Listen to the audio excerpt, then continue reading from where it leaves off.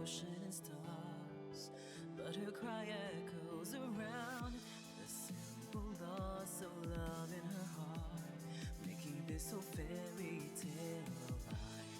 Mirth and sorrow's tender embrace. This was never meant to happen. The light of the day, the only reason you have to stay. Hear me sing my song and just keep holding on. Cinderella, why don't you stay with me tonight? We will dance until midnight comes and we could run away. Oh, we will never ever be apart. Set aside all your fears, this magic lives inside your heart. I am here, would you wanna stay with me tonight? Follow me, we will run across the bridge of fantasy. All the pain and sadness that you feel, believe in me, hold me close, don't ever let me go. Come and stay with me forever. Magic lives so long as I am here.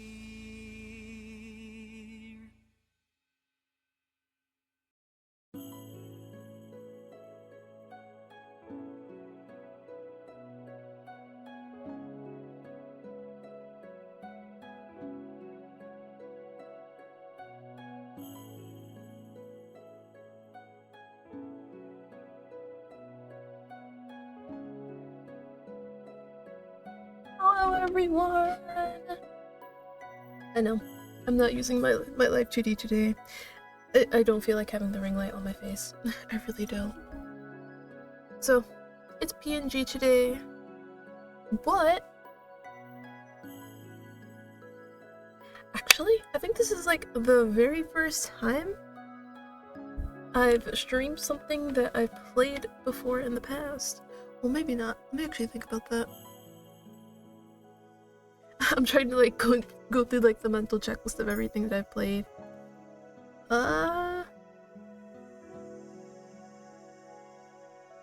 Yeah, I think like in terms of like long ago, this is like the first time I'm playing something from like long ago compared to like sorta kinda recent.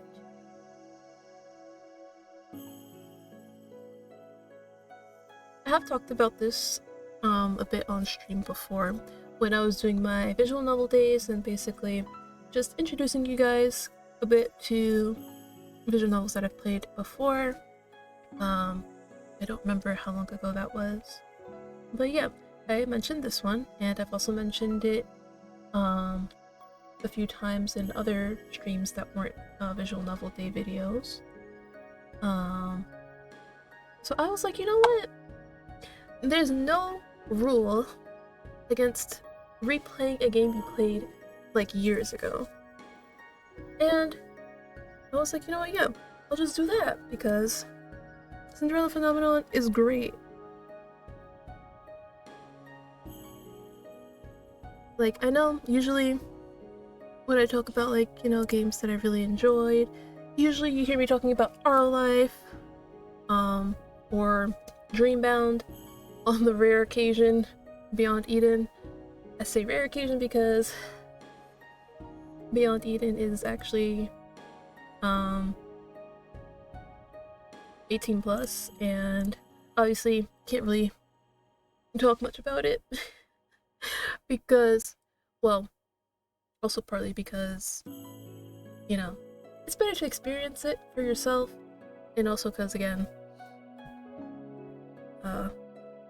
can't also really show it off.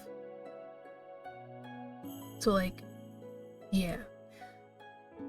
But yeah, I have lots of favorites that I should talk about more. Like, as you guys know, another favorite of mine is Project Perfectly Normal. And basically, like, the production value is not the same compared to, like, Dreambound, Our Life, Cinderella Phenomenon.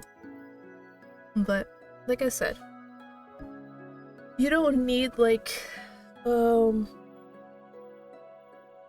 what's the word? Jaw-dropping? Art style? Art, you know? They have a really good game. Case in point, Project Perfectly Normal. as long as you have a really good story and decent art, your visual novel can literally be like really good. But yeah, so back to the point I was making anyway. So I was like, I don't see why I can't just replay Cinderella Phenomenon, because it also has been quite some time. Because I know I mentioned it yesterday evening, that it has been some years since I played it.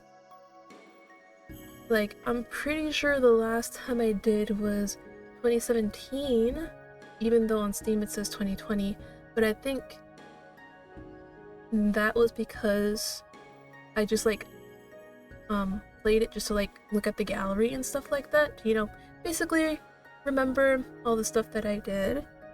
You guys can't really see it, but the gallery is behind me alongside like some other stuff. I'll figure out where to put myself once we get into the game, because I think she is on the left side, but can't be too sure about that. But yeah, so yeah, I only logged in, well, not logged in, I only played it in 2020 for like just a little bit, just so I could like look at the gallery and stuff. So the last time I actually played it was 2017. And you know what year it is? 2025. So it's been like 8 years? Whoa, it's crazy. I can actually think about it now that I'm actually saying it out loud. Wow. I'm sorry, it's like it's actually hitting me in full force. It's been 8 years. 2 more years and it'll be a decade since I discovered this game and played it. I've been playing visual novels for so long.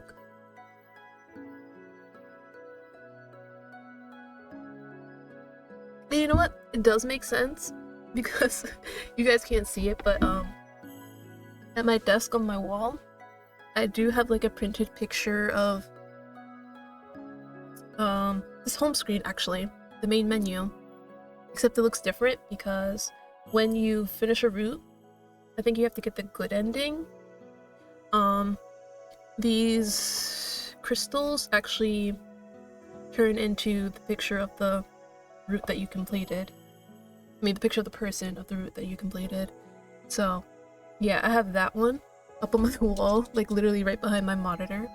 And I'm like, yeah, you know what? That actually does make sense that it was back in 2017.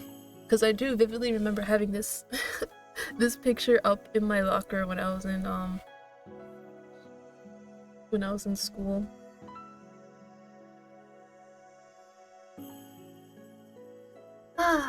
Yeah, I was definitely obsessed with Cinderella Phenomenon back then. But like, literally, just listening to like the main menu music is so great. Like, I could literally sit here for like 3 hours listening to the same exact song because it's so good. Oh man. But yeah, I think you only ever actually get to hear this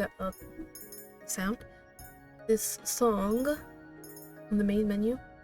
Also, the little sound effect is coming from this, me going over the. So yeah, I'm very excited to play it again. And like I said, it's been 8 years, so probably not gonna remember anything. I mean, other than how like the roots made me feel. I do still remember like some stuff, obviously, but alright, I think I've yapped enough. Let us get started. So I did look up, because I did remember that there is a recommended playing order for the roots. Now, again, you don't have to, but they said if you want like the best build up in plot, you should do it from that way. Otherwise, go nuts, pick who you want. So when I first played it, actually, oh yeah, hold on, I could actually look and see if I could like grab my old save. Nah, well, mostly because like I also don't want to have to like skip through everything. Well, Yeah, you know what? I'll just start fresh. I'll start fresh. What was I saying before that? Oh yeah, I was talking about the root order. So technically when I first started this, I had looked at all the romanceable guys first, and I was like, oh, I like that dude, and I did him first. And then after I finished, I was like, wait a minute. Is there like a recommended playing route? Because I know like some games have that, where they're like, oh, you should do it in this order. And I was like, okay, let me see if the game actually has one. And it did. And I was like, oh. And I got really worried. I was like, oh no, did I like do this severely out of order? But no, I was fine. Basically, the person I picked was like the second person you should have done if you're gonna follow the order. So yeah. Didn't mess up too badly, but now that I know, 8 years later, we're going to do it the recommended way. I recommend viewing the tutorial if this is your first time playing a RMP visual novel. No. Ah shit, you know what I should have done? I should have went to settings. Because they have it enabled, don't it? Don't they? So yeah, I am going to disable the right choice indicator. Basically, the right choice indicator basically says either pick the right choice that will lead you to the good ending or not.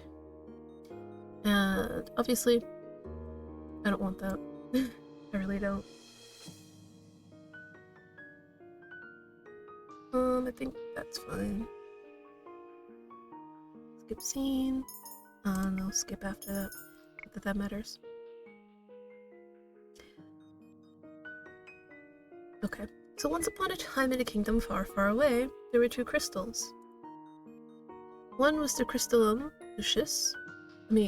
Lucis, I'm sorry, protected by the ruler of the fairies. The other was the crystallum tenebrarum,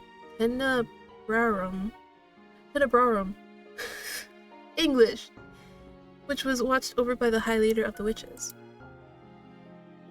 The Lucis was sustained by love, happiness, and joy. The tenebrarum by fear, anger, and hatred. The fairies and witches lived in harmony with the humans of the kingdom. They regulated the powers of the crystals in order to maintain balance between darkness and light.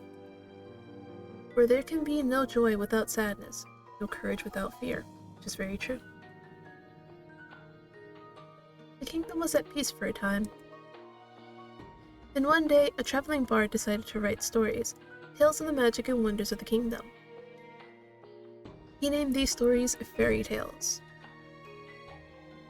In fairy tales, the light always emerged victorious, and true love was a usual reward. Fairy tales spread further than could have been predicted. Yeah, that's usually the thing though. The heroes always win, the evil always loses. Like, why can't we get something, different? Like, why couldn't he... I smell icky. Yeah, like I said, I didn't feel like having the ring light on my face today, so... PNG! Welcome to the stream. You literally missed me, like, going off about visual novels and how it's been 8 years since I played this.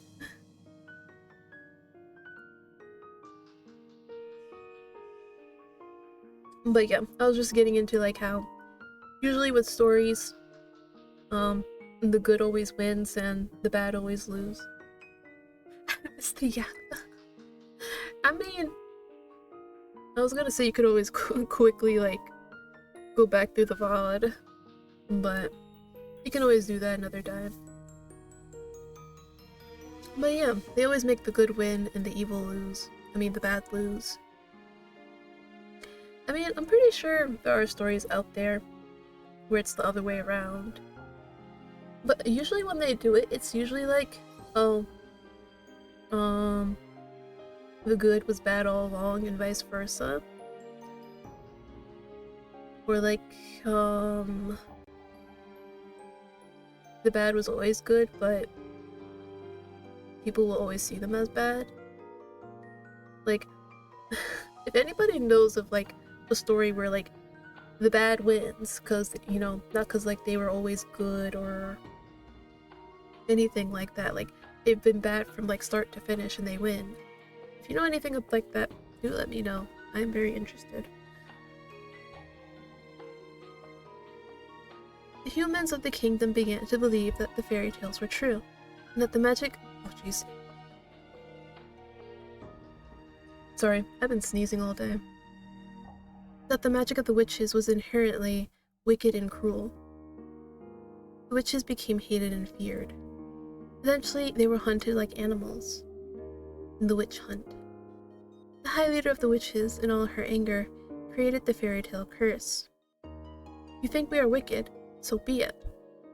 Just as you have taken our happily ever afters, we shall take yours. The witches used the fairy tale curse to attack humans indiscriminately, ultimately throwing the kingdom into chaos and darkness. See, I'm telling you guys, the written word is very powerful. Especially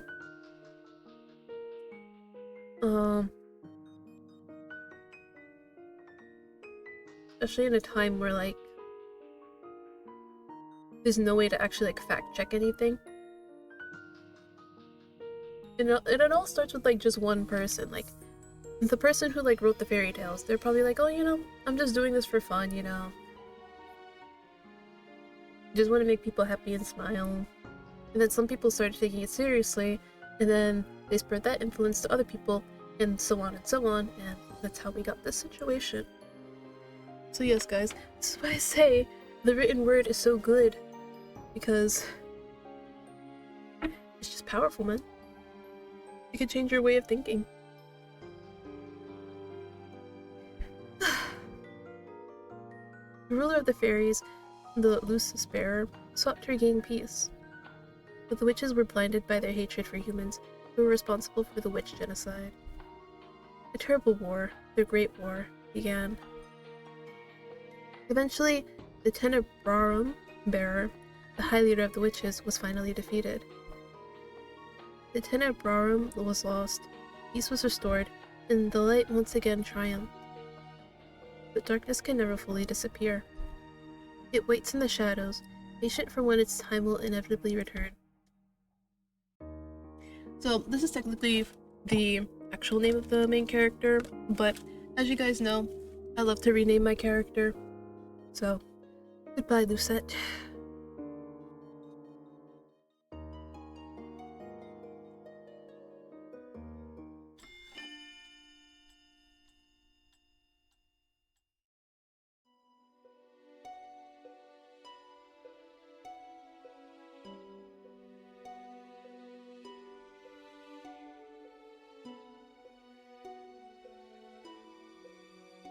Okay, like I thought, she's on the left side, that's good. My name is Petty Riella Britton, daughter of King Gennaro. Gennaro? Yeah, Britain III. I am the crown princess of the kingdom of Angio. Yeah, Angio. At least that was who I used to be. But that was before yesterday, when I became a victim of the infamous fairy tale curse.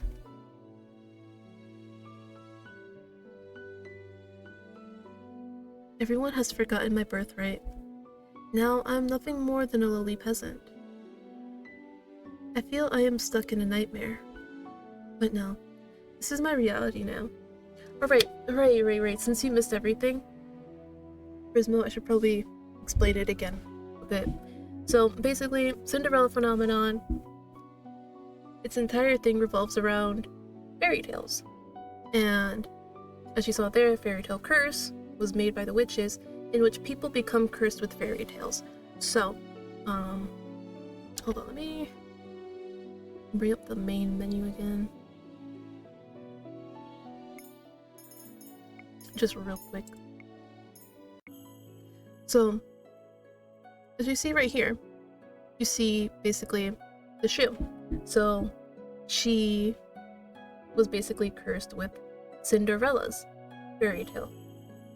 And we all know Cinderella's fairy tale, where she basically goes from rags to riches. But the way to break the curse is different in a way. Like I said, it's been like 8 years since I played this, so I don't remember everything in full. Let me take a look. Nope, it's not there. But yeah, everybody has like different conditions of like breaking their curse, but it's still similar to like what the actual story is. I will say that. Oh my god, is it not here? Did I not put it here? How dare I? I love making my work harder. Wait, why is it not showing up? They take it off? Shh.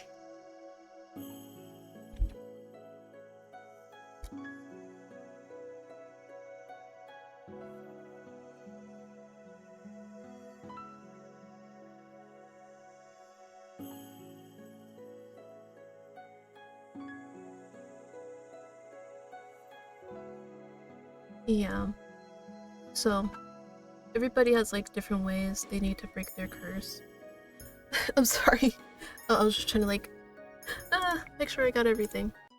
So, everybody has different curses, which includes all of the love interests in the game. We could actually go over a few of them.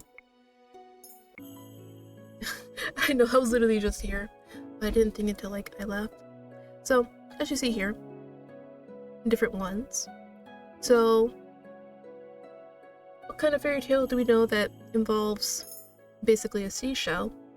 Well, when you think seashell, you think of the ocean, you think of the Little Mermaid. So, that would be this person's fairy tale curse.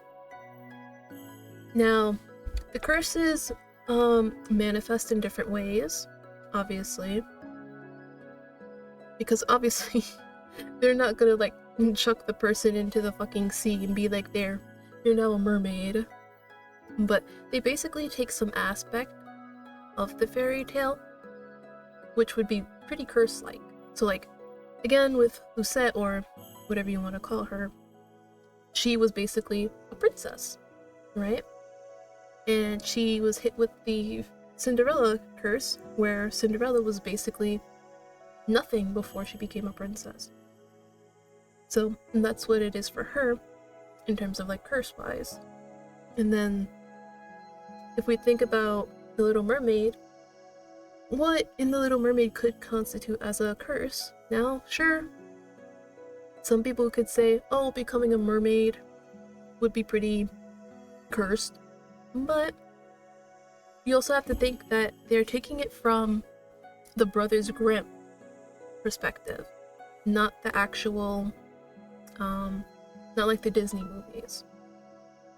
So thinking of the Brothers Grimm, I'm losing both your legs. Yeah, I mean, yeah. But you have to think about it from the Brothers Grimm. So think of like the Brothers Grimm, the Little Mermaid, and as we know that, one of the things that happens to her besides going from mermaid to human is that she exchanges her voice for that. And I think that's pretty curseful, right? Now again, like I said, I do pretty much remember some stuff. So yeah, that's essentially what this person's curse is. They lose their voice. Now, the other ones look pretty hard, which true, but this one looks like Red Riding Hood, right? Now, I'm not really going to spoil much about that one because ooh, that one is interesting. I love the kind of twist that they did for it, the Red Riding Hood. Because it's also kind of similar to what they did for another person. I won't get into that because again, that spoils quite a lot. But then this person here, if you've read the Brothers Grimm stories, this one is Rumpelstiltskin. Don't remember the entire story of Rumpelstiltskin. All I know is that he helped some lady like spin gold or something, and as payback, he wanted her firstborn, and the only way for her to get out of it was to know what his name was, which is Rumpelstiltskin. Now obviously they had to do a twist on that because you literally just cannot, like, yeah, you can't, like, just do the entire thing, because honestly, if you really think about it, the Rumpelstiltskin one doesn't really have a lot of, like, curse potential.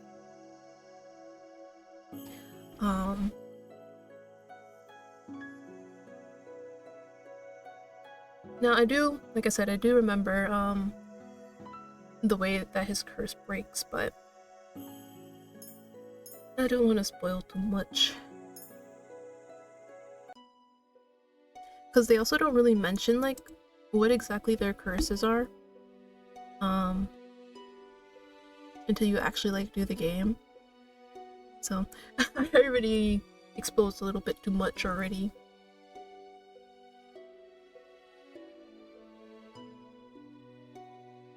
Did I read this already? Oh, whatever. But no, this is my reality now. I still have no idea what I must do to break the curse.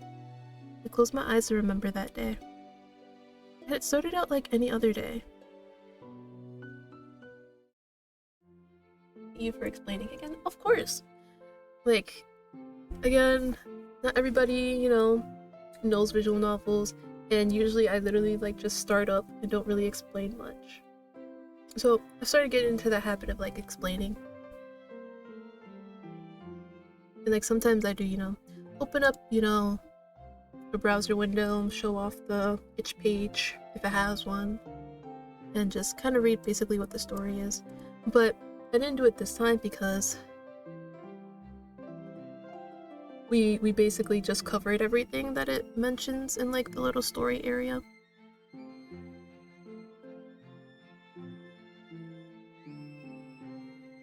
So yeah.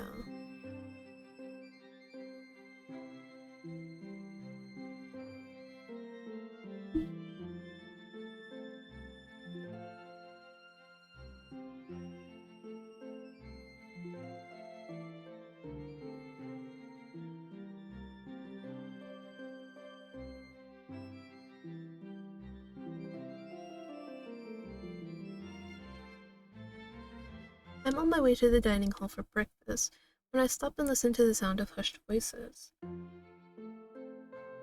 There are two maids standing next to each other with brooms in hand. These two are slacking off again.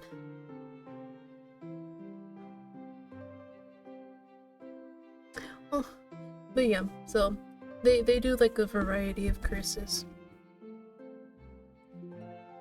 But yeah, I think it literally, like, is amazing that they were able to, like, make a curse out of, like, certain stories. Like,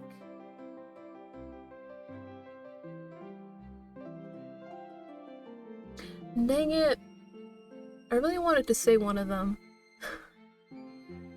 But that's, like... Well, then again, theirs is really hard to figure out until you're, like, actually told what it is. Aw, dang it. So you remember the one with, like, the star or whatever? Hold on.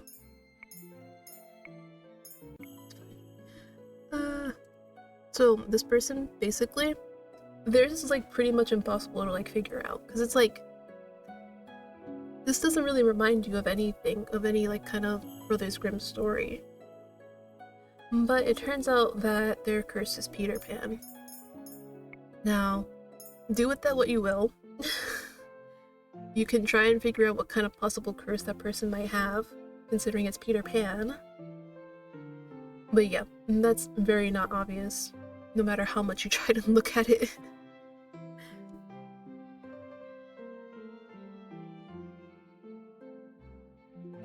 But honestly, I don't think a Pinocchio curse is that bad, though. Well, then again, like I said, the way to break a curse is, like, different, kind of, for everybody. It's like, yes, it does still relate to like the story, but it's not so cut and dry. So I wonder how you would break a Pinocchio curse. Would you have to stop lying? Is that it? Would you have to become like a real boy? Oh my goodness. You know what? Now I'm actually kind of curious. Let me look up Brothers Grimm stories.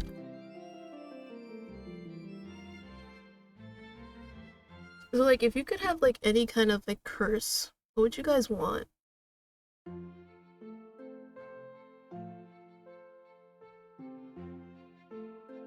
So there's Little Red Riding Hood, Snow White, Rapunzel, Sleeping Beauty, Rumpelstiltskin, 12 Dancing Princesses, Pied Piper, Hansel and Gretel, the Frog Prince, Seven Ravens, Rabbit's Bride, Brave Little Tailor, Cinderella, obviously, Little Mermaid, The Golden Goose.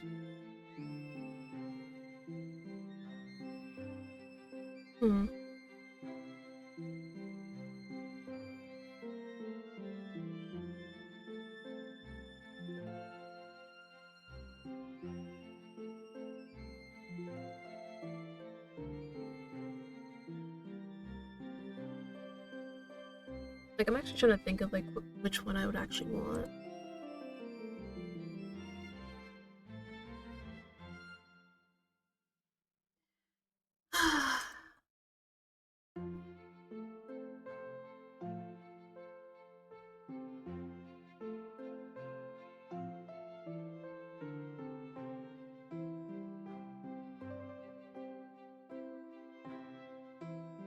Oh, I see.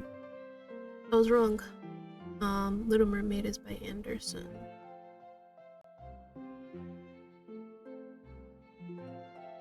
Oh, you get the point anyway. Basically, they're just not the Disney version. Yeah.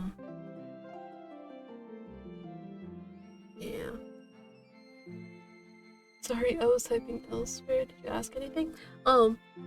Basically, I was like, if you guys had to be cursed by a fairy tale, which fairy tale would you want to be cursed by? And I was basically just trying to figure out what I would want to be cursed by. And then I also said that not all the fairy tales are by Brothers Grimm, but yeah. Yeah.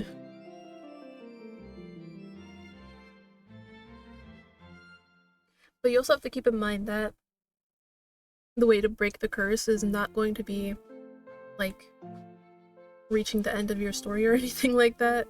It's gonna be something different. So like, well,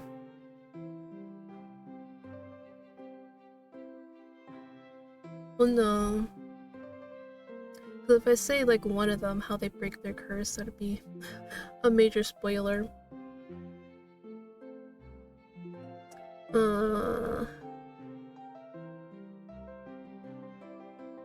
Well, yeah, so basically it could be between like, you know,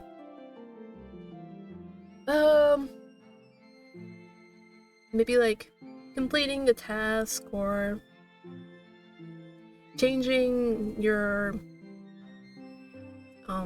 attitude towards things, remembering something. Yeah, it could be very very loose.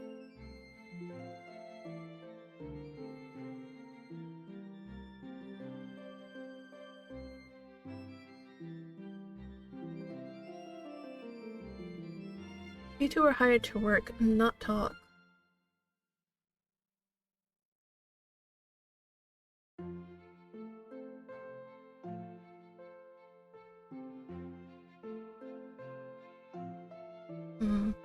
But I think there's like a lot of them, and not all of them are like fleshed out as much as like these 6 in the story. So I think if I had to at least pick from like these 6 that they do have fleshed out.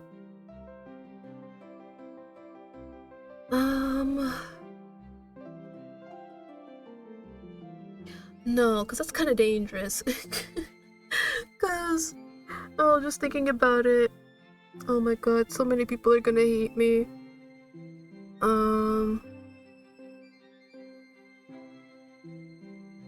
I mean, that one doesn't seem too bad.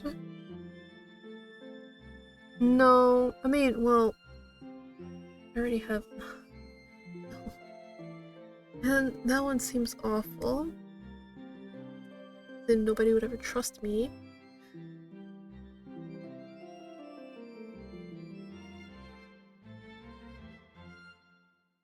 I think the least painful would actually be Lucettes. As can only be expected from the likes of them. Another fairy tale curse. The fairy tale curse started spreading even before the Great War began. I do not have much interest in its effects, even now. After all, most humans probably deserve to get cursed. The victims are weak. Angiel would be better off without the dead weight. If it were up to Mother, the curse would have been banished from Angiel in the instant they fell prey to it. The Mother is not here anymore. And she will not come back, ever. I am on my way. The king, Ophelia, and Rod are all present in the dining hall. Someone is conspicuously missing, but I ignore their absence. Good morning, Your Majesty.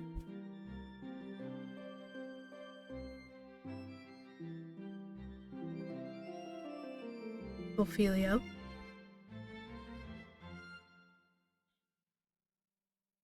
Ophelia Widensov. Every day I wonder why my father, the king, married a lowly baker. She could never be a true queen, for she pales in comparison to Mother. I take my seat next to the king and look up at the person sitting opposite me.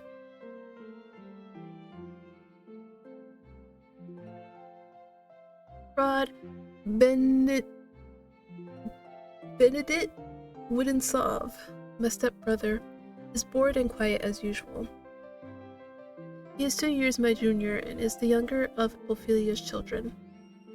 He is mute and uses a plush bunny to voice his thoughts. It was apparently given to him by a fairy. He minds his own business and is easy to deal with. His older sister. My eyes go to the empty seat beside him. She is probably the most infuriating person I have ever had the displeasure of knowing.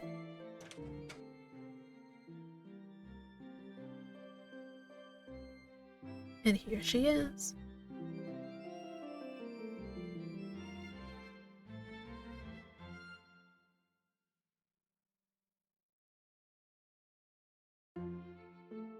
Honestly, I don't think I could ever, like, get used to, like, energetic people like her.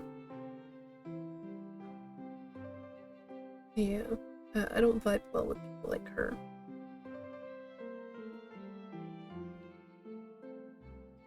They're tiring.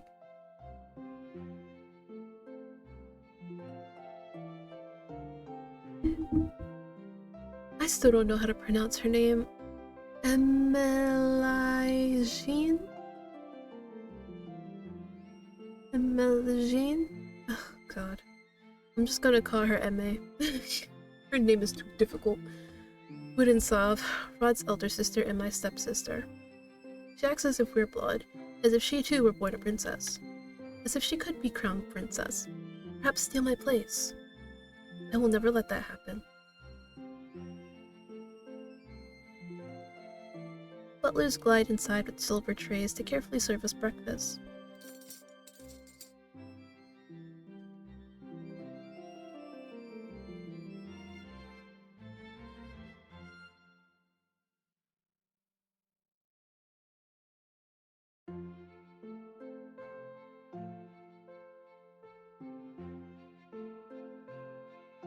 That is because Mother hated them. She had all the books burned.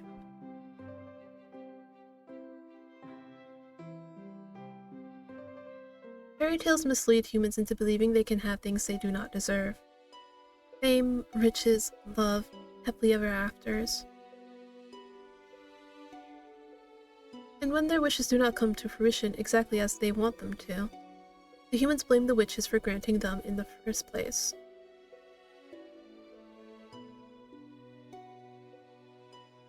The atmosphere shifts, the air in the room growing heavy. I continue to eat. Perhaps witches are not responsible for the evil in this world. And honestly, I back her up on that. Like, listen. Listen.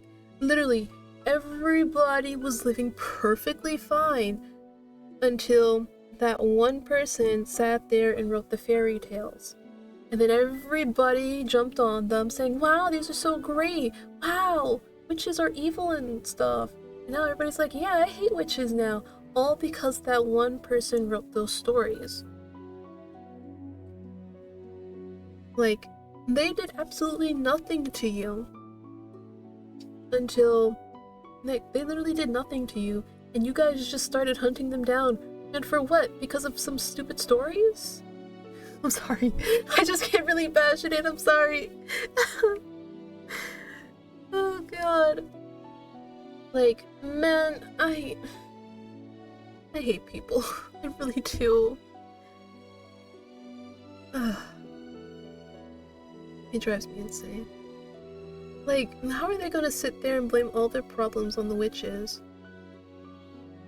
When y'all were literally doing just fine until that person started writing the stories. Like, what? And you know what's crazy though? The fairies, they didn't do anything to help.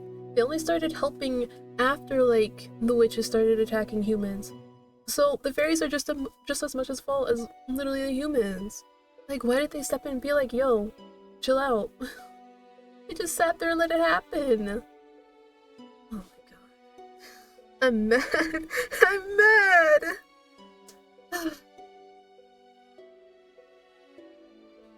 Perhaps humans are the cause of their own downfall. Yes. Yes.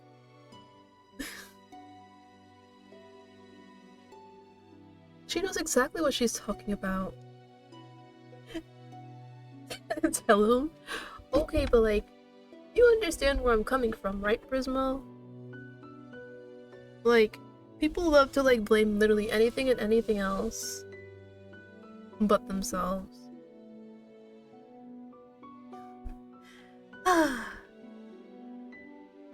What do you mean? They only attacked because you attacked first! Oh my god. See, I'm pretty sure I felt the exact same way when I played this like 8 years ago. That they're being highly unfair to the goddamn witches. Like, literally. It's literally like the same thing out in like the wild. Animals are chill until you give them a reason to attack you. Now, of course, you know, some may be rabid, or feral, territorial, and obviously if you step in their area, they're going to attack you, even though you did nothing wrong, other than like step in their area, or get in their space. But yeah, for the most part, animals are pretty chill.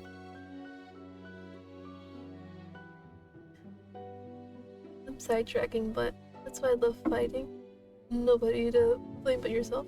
Fighting games. Biggest mistake here. That's why I love fighting games. Nobody to blame but yourself. Yeah, literally. Like, oh, you didn't win? Not skilled enough.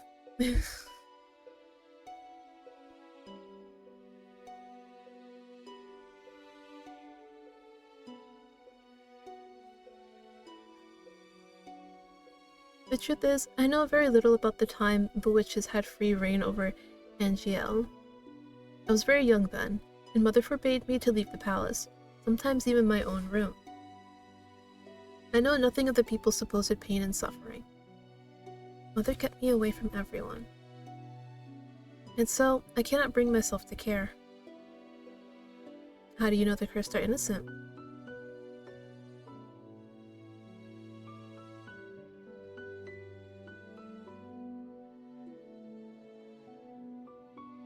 Okay, but like you didn't answer her question though.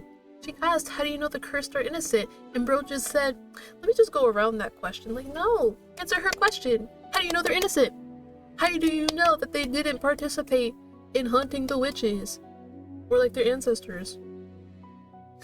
Oh my god. Leave mother out of this. The angry Ingy. I'm so glad I got that emo. It's so good. I love it.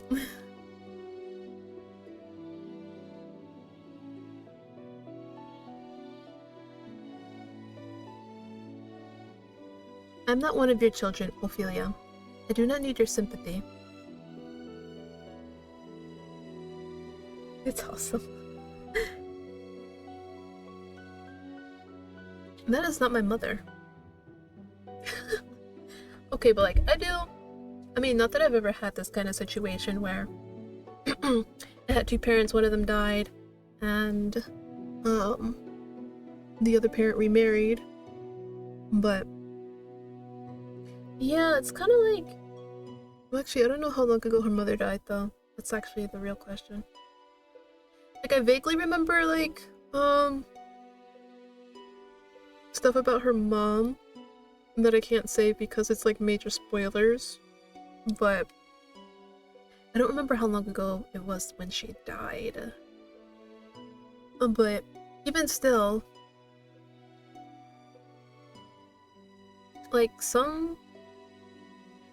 I feel like you should talk to your kids first before you decide to remarry, because like to some kids it'll feel like, oh, you're just easily replacing my mom or dad, and they'll grow to resent you for that, because it'll feel like, oh, you no longer care about the previous person you were married to. And you know, some kids, they just prefer that it just be you and them. They don't need another parent. Now granted, this is back in the day, king and queen, he obviously needs a queen, but even still, it's like, it's not good to like try and force like a relationship between, you know, the new parent and the child from the previous marriage. Like, it's really best to just like let the child figure it out themselves, because like you just trying to like push it, be like, you should be treating this person as your mom, when the child isn't probably even ready to move on yet, or has moved on and doesn't want a new parent, you know. Now of course, back in the day, didn't really think too much about this, other than like, yo, you know, she doesn't like you, bro, stop trying to force it. But you know, now that I'm a bit older, I can say a bit more about it, now that I've had like, you know, more time to, you know, essentially learn more about situations like this. So yeah, I get where they're all coming from, you know. You want them to all be family to get along, but you just can't force it. If she doesn't want a new mom, she doesn't want a new mom. End of story. She is not my mother. Set down my fork and knife and stand up. I'm done. Excuse me. My father and I have never got on, but our relationship has significantly worsened since he married the baker.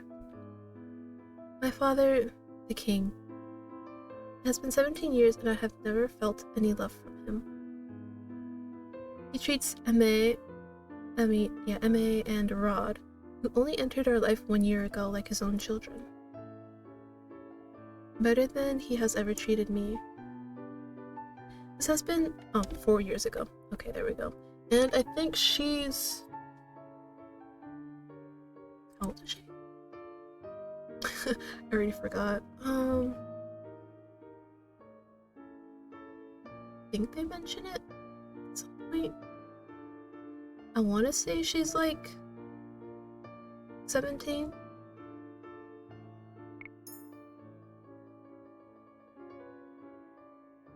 Mother was the only one that was there for me when no one else was. If it wasn't for the accident during the Great War, she would still be here.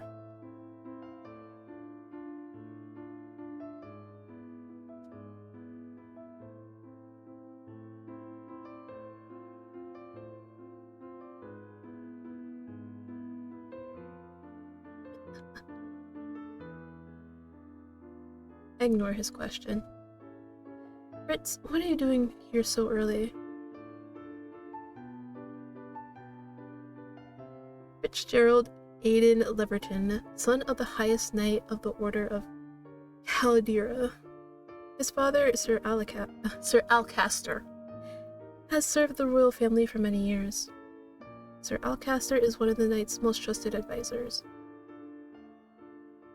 3 years ago, Fritz was assigned the honor of becoming my personal knight. His presence is the only company I can tolerate nowadays. You should wait in the throne room then.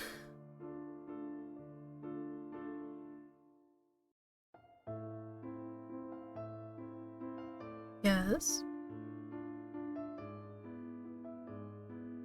Why is that of any importance?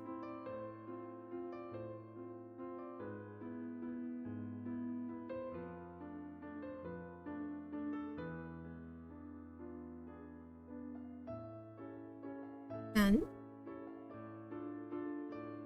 Forgotten what? I deflate as the realization dawns upon me.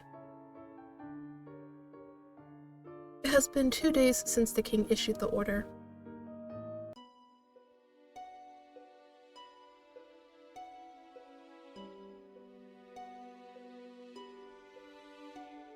Surely you can send maids with her instead.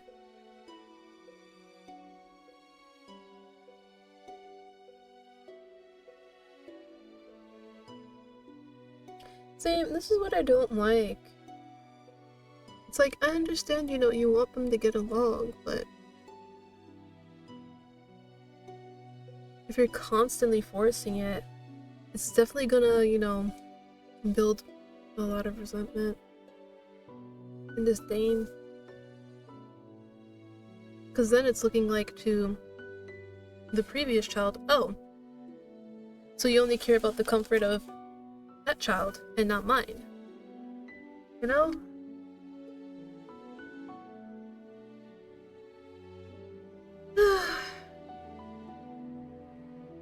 Stepsister.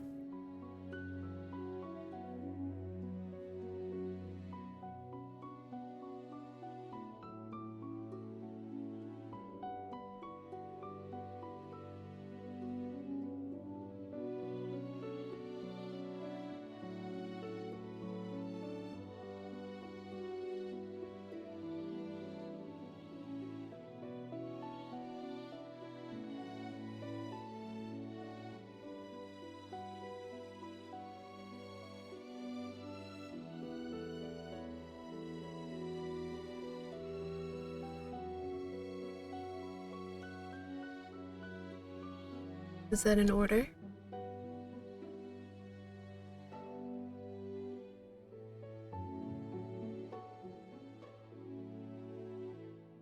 Understood. The last time I left the palace was 4 years ago, when the king took me with him to check on the people after the Great War had ended. I shake my head, removing myself from the memory. I am safe here.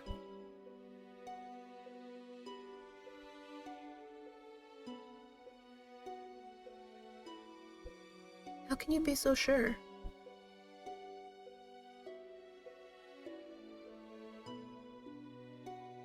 And that is precisely the problem.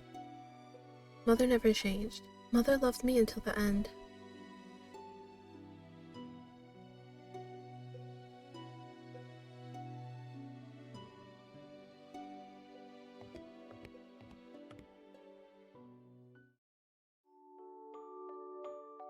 Delora, do you think witches are capable of bringing back the dead? I wish you could talk to me, you and the others. My dolls are my only friends. They are the only ones I can trust. Unlike humans, they will never betray me. They will never hurt me. They will always be there for me.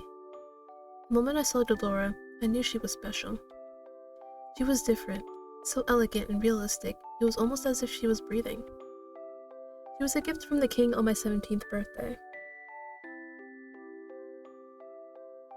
I only started receiving dolls from him when mother passed away. So she was 13 when her mom passed.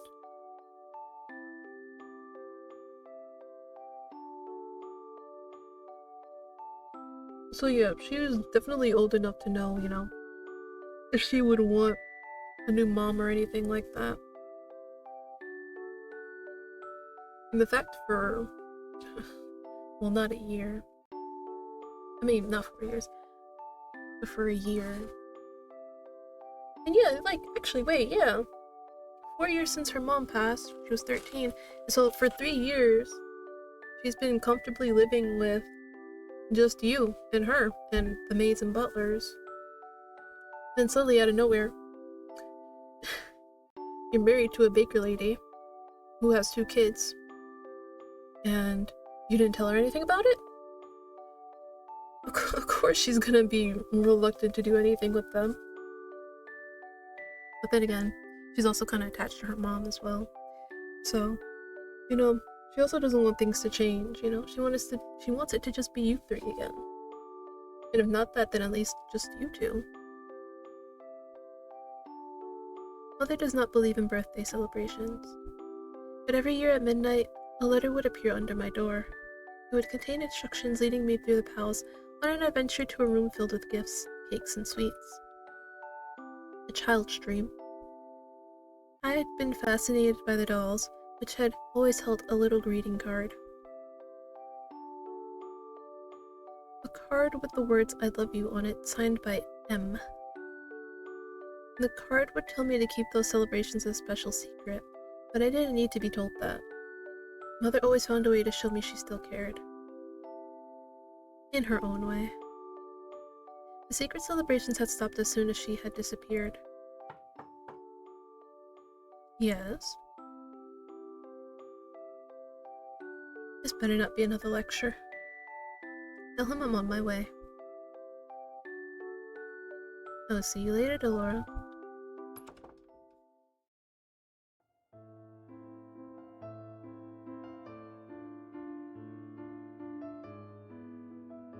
Sir Mithros? Sir Mithros, the royal advisor. Father trusts him a great deal, just like he does Sir Alcaster.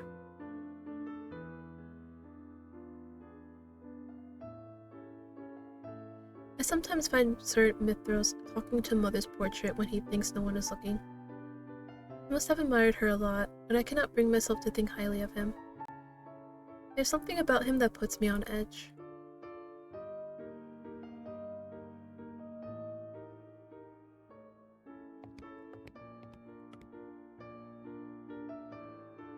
Your Majesty.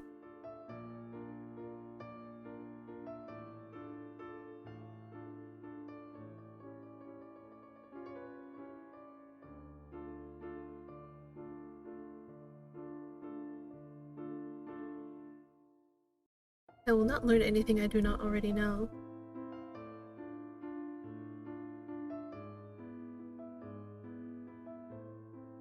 Because I have seen how quickly people will betray and manipulate each other to get what they want. Mother warned me about human nature.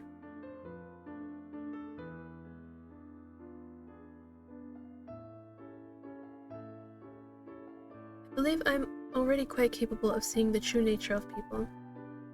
After all, I have seen that there is no good in you. Damn! Damn! I forgot how cutthroat she is, even to her own dad.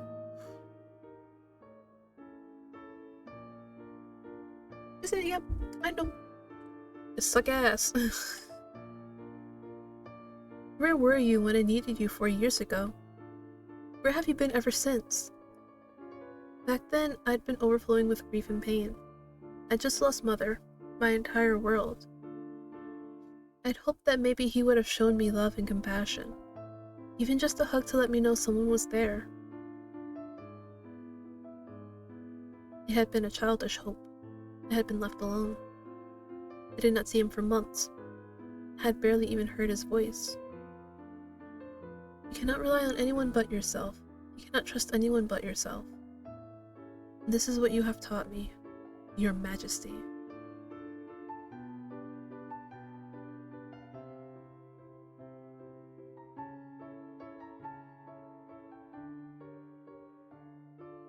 In the end, they still matter more to him than I ever did.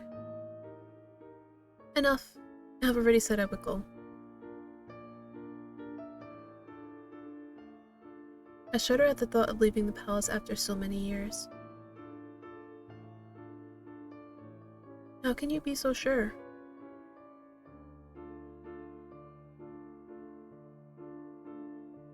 I would not disobey an order from the king. Excuse me.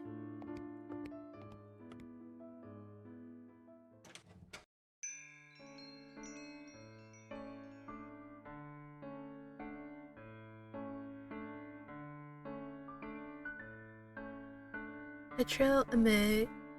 You know what? I could just do Amela. I trail Amela, ignoring her as she embraces her friend. I glance around the small shop. The dolls displayed are nowhere near the quality of the ones in my room. I cannot understand why Amela insisted she buy gifts for her friends here.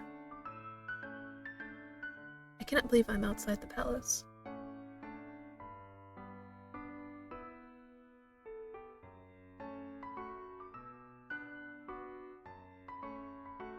You ask the impossible of me.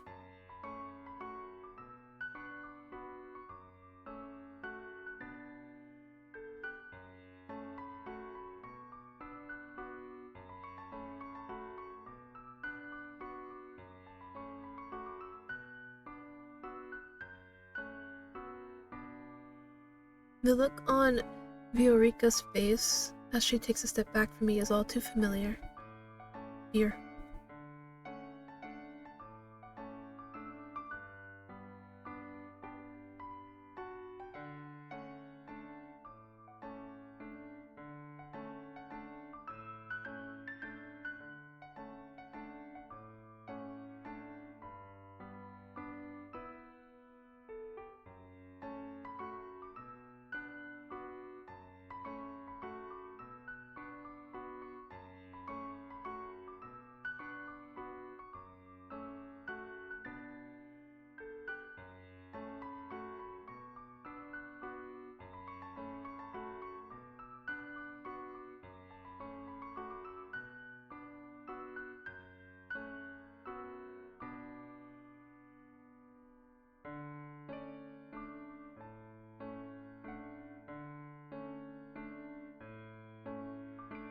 I cross my arms.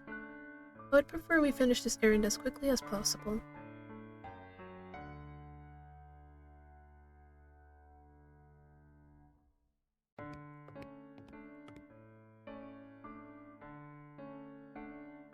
I can barely breathe in here. I just want to go back to the palace.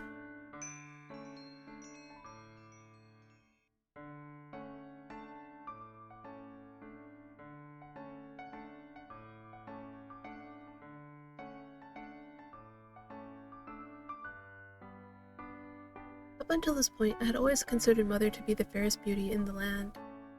The lady that walks in proves me wrong. Her beauty is mesmerizing and clearly without peer. Everyone in the shop is openly staring.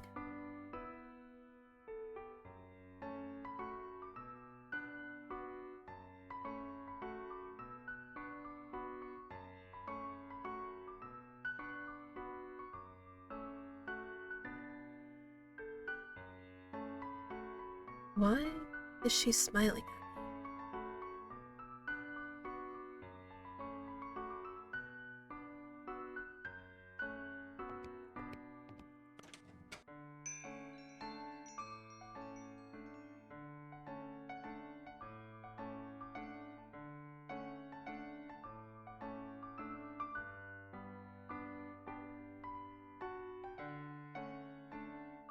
me? fairy. Fairies had saved Angiel from the witches 4 years ago. Everyone considered them our saviors. And yet the fairies are still unable to stop the fairy tale curse from spreading. Fair point.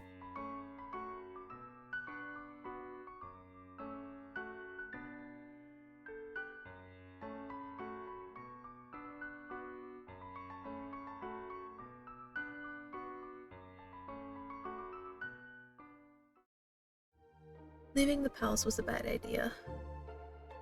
While I am out, I am the center of attention. Some townsfolk point and stare at me.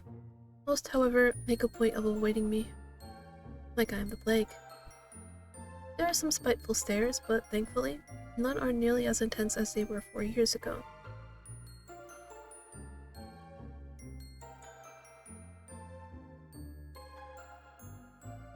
Right. Fritz and Rod lag behind us, which leaves only Amela walking beside me. I cannot decide which is worse, staring or her company.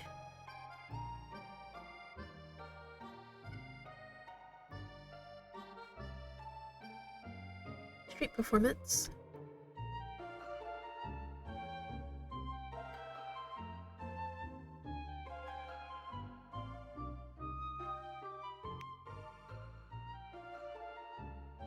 The boy named Walt snaps his fingers, and colorful flower petals start to rain down from the sky.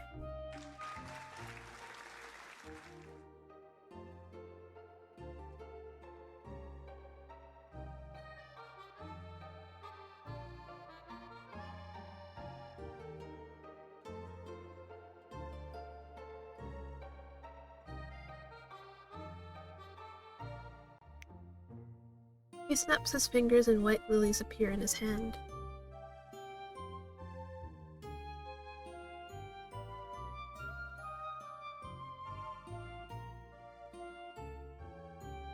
The boy looks at me as if expecting some kind of reaction. When he gets nothing from me, he sighs and gives me a wry smile.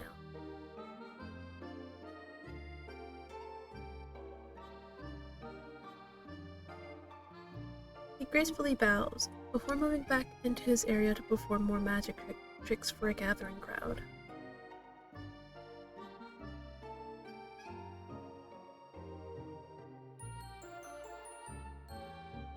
I do not intend to leave the palace again.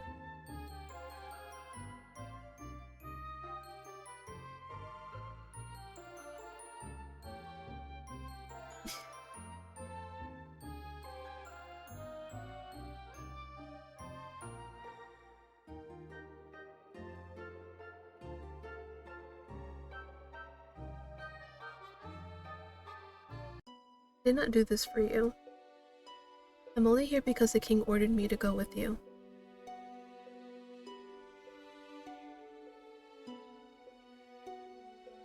I do not want or need your friendship. No matter how you act around me, we are not, and will never be, sisters. I'd take care to remember that if I were you. Rod suddenly grabs my hand, pulling me away from Amela. He is staring daggers at me.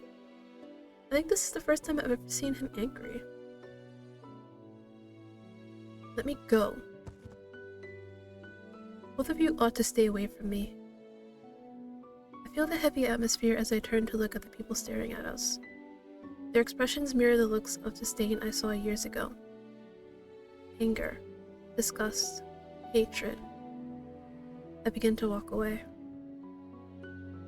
Don't follow me.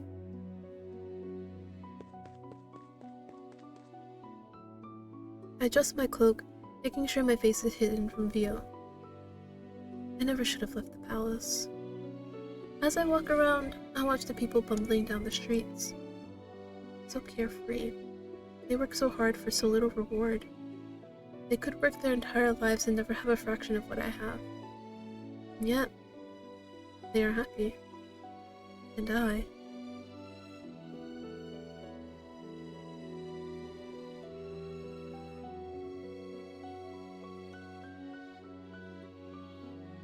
stop in my tracks at the mention of my name. Inez, is that the name of that one maid that tore Dolores' dress? Still, my decision to fire her was justified. Palace maid cannot be clumsy. Why should I tolerate poor performance? What did I do that was so wrong?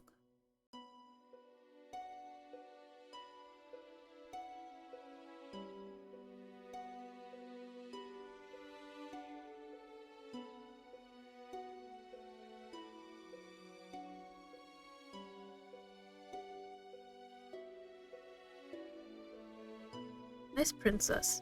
So all those times I heard the servants saying that, I'd always suspected they were talking about me.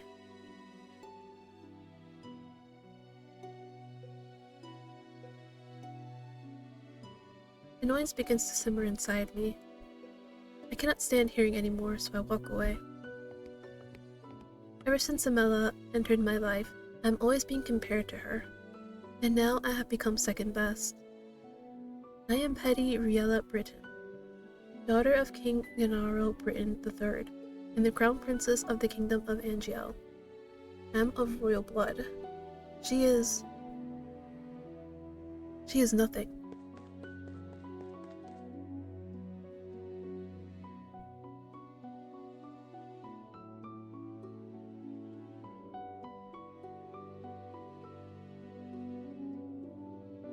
Brush him off and turn away.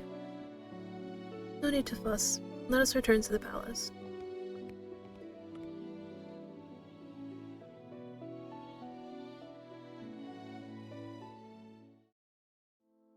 Leaving the palace was physically and mentally draining.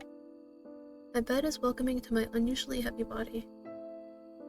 I turn my head and meet Dolores' glassy gaze from where she sits on my shelf. I left the palace today, Delora. It was the same as all those years ago. Everyone looked at me like I was... What have I ever done to deserve those looks? How can I be so hated? Ice Princess. I wish Mother was here. I look at the smiling faces of my dolls. At least I still have all of you. I yawn and stretch my arms. Good night, Delora.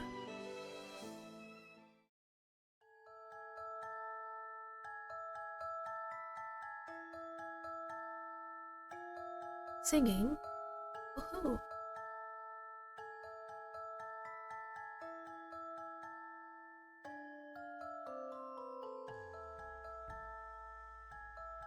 I blink my eyes open only to see Dolores sitting right in front of me on my bed. Moonlight spills across her delicate features. Wasn't she on the shelf with all the other dolls when I went to bed? Huh? I pinch my cheeks to make sure I'm not dreaming. It hurts.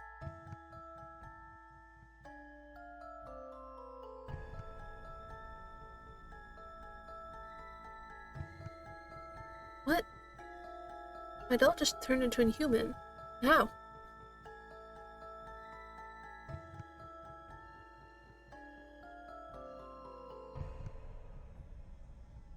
What is happening? I don't think I have ever been so confused in my life.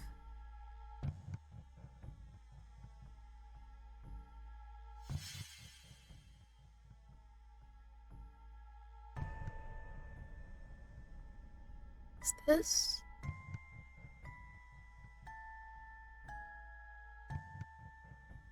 It is beautiful.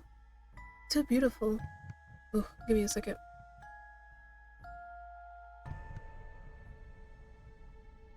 There we go. Then a realization begins to dawn upon me. You're a witch.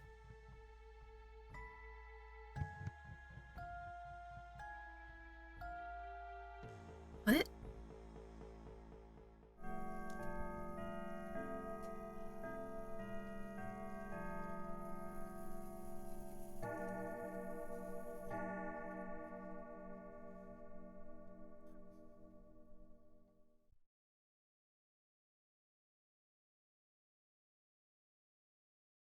Oh, Where? Oh, my head.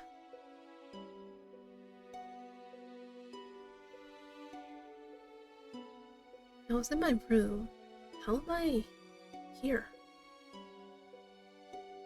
Filthy. You would speak to your crown princess in such a manner?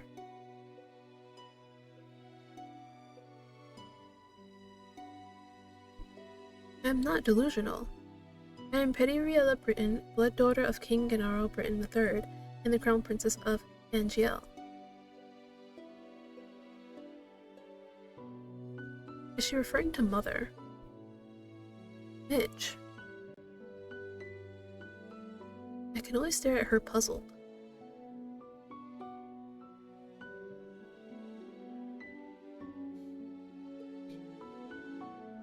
What?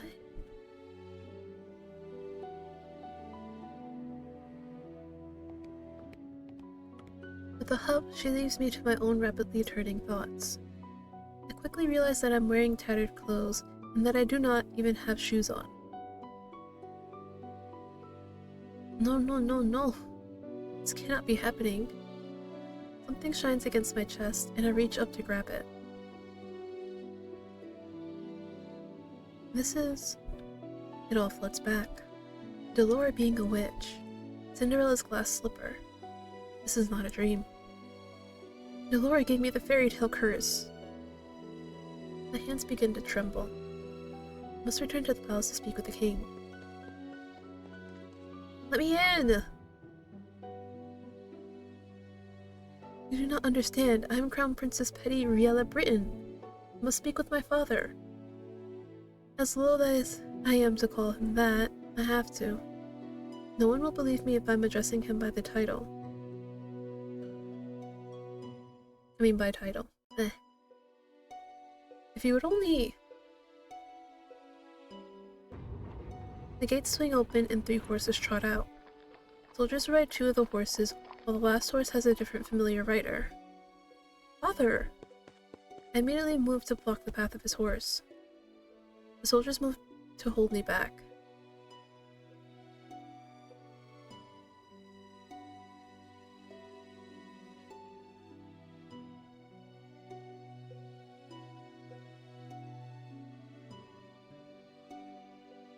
What? Even Father is a part of this? Father, you must help me. A witch has cursed me. For once in your life, just once, help me. You must believe me.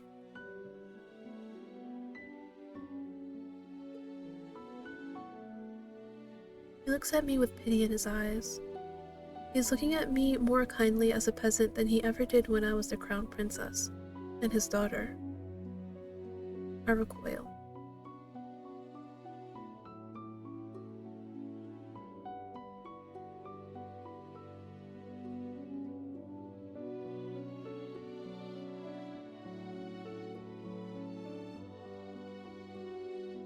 I do not want your pity, Father.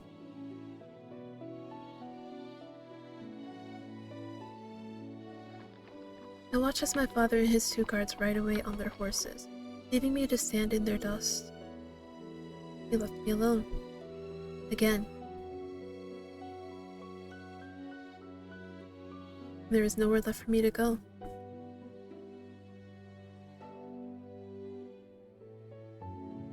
Father has forgotten me. Leave me.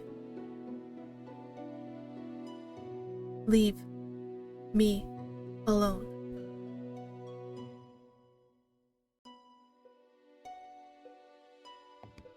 I watch with bleary eyes as the soldiers return to the palace. How can this be happening? I stare at the small pouch in my hands. I do not know what hurts more. The fact that I have just been unceremoniously paraded away from my home like I am nothing more than just a piece of garbage. Or the fact that my own father does not recognize me.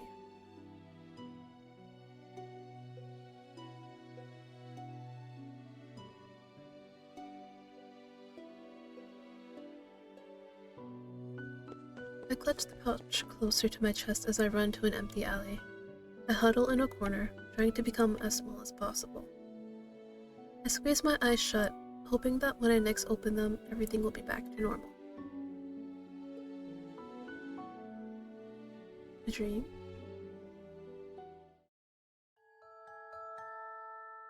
Why? But they're always so nice to me.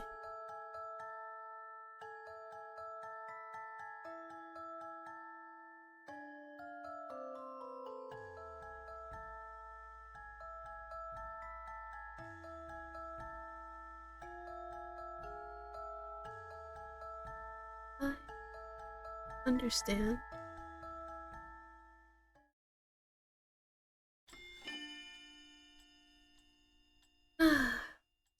That was just a prologue, guys. How long was that? Oh dear god. A goddamn hour. When I open my eyes, I'm still on the streets. I must have fallen asleep. But the nightmare continues. I'm cold in my rags. I hold myself for warmth, willing some of the cold away, but fail. My feet are numb and in pain, caked in a dirt that I have gathered from walking barefoot around town.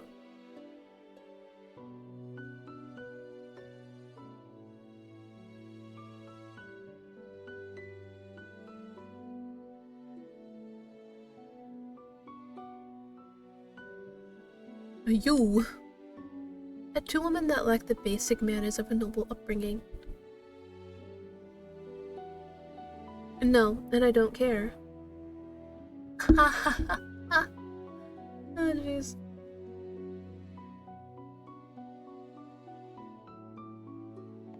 I will remember you, and once I break this curse, I will make you regret your words. I become acutely aware of the fact that I have not eaten anything for almost a day. I have been sitting here, thinking on the new mess that is my life. Moping around will not break my curse. Crying will not help either. I should find that witch first, but how? I have no idea where she is. Laura. I swear I will make you regret doing this to me. When I find you, I will find food first.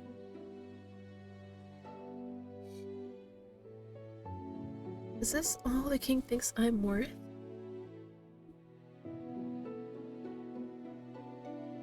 But why? I can pay.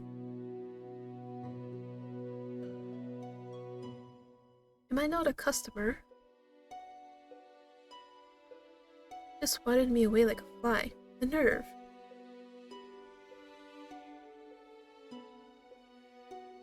Sensing that this will get me nowhere, I ball my hands into fists and walk away. I get the same treatment at the next 3 restaurants I try. I am treated as something less than dirt, like my money has no real value. I am the crown princess. They have no right to turn me away like this. I have been eating stale bread, anything to keep the hunger at bay. The bread barely helps.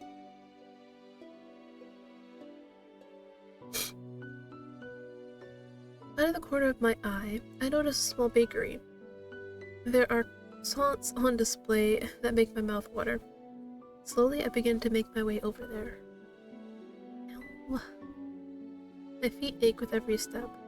They look and feel even worse than before. If only I had enough coins for a pair of shoes. Food is more important. The rags that I am wearing and the pouch of money are all that I have, then I need to prioritize. And I will die before I beg. 2 croissants. I take a coin from my pouch and hand it to her. This should be more than enough. The shop owner stares at the coin before reluctantly taking it. She hands me 2 croissants in a paper bag. Are you implying that I stole them?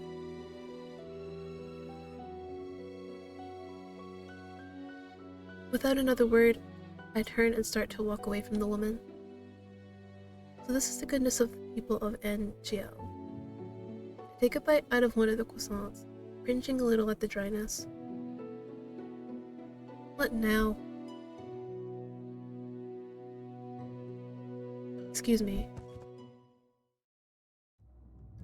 Let me go.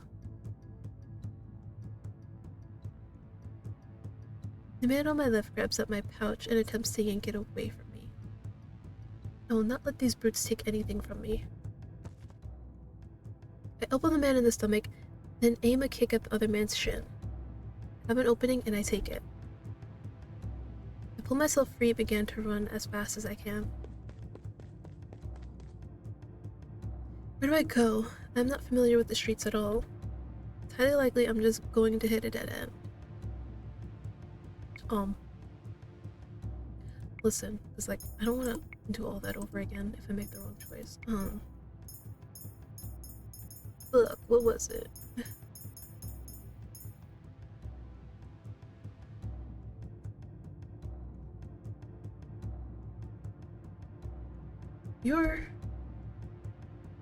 How do you know who I am?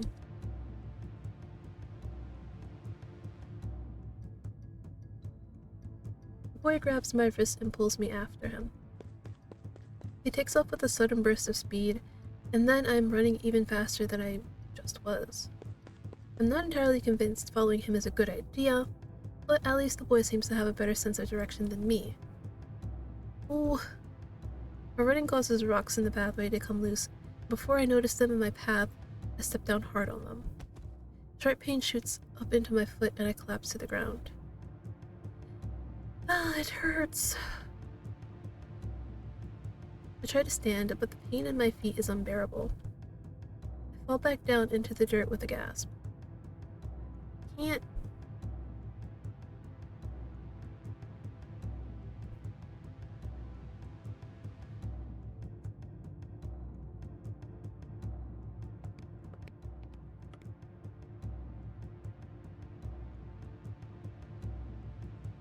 Oh, I'll be right back.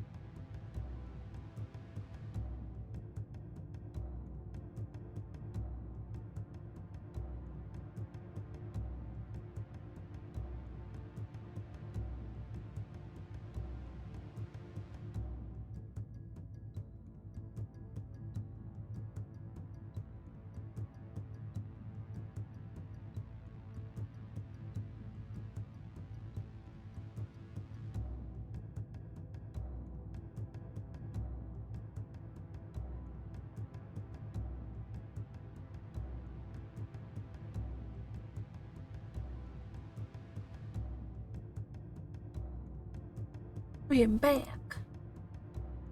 I went to get some food.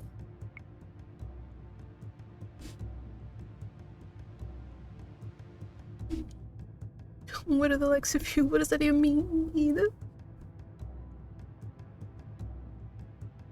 Released.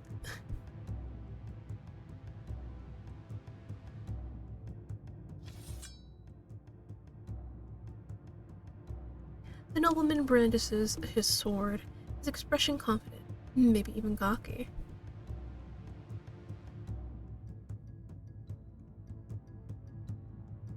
Who are these people?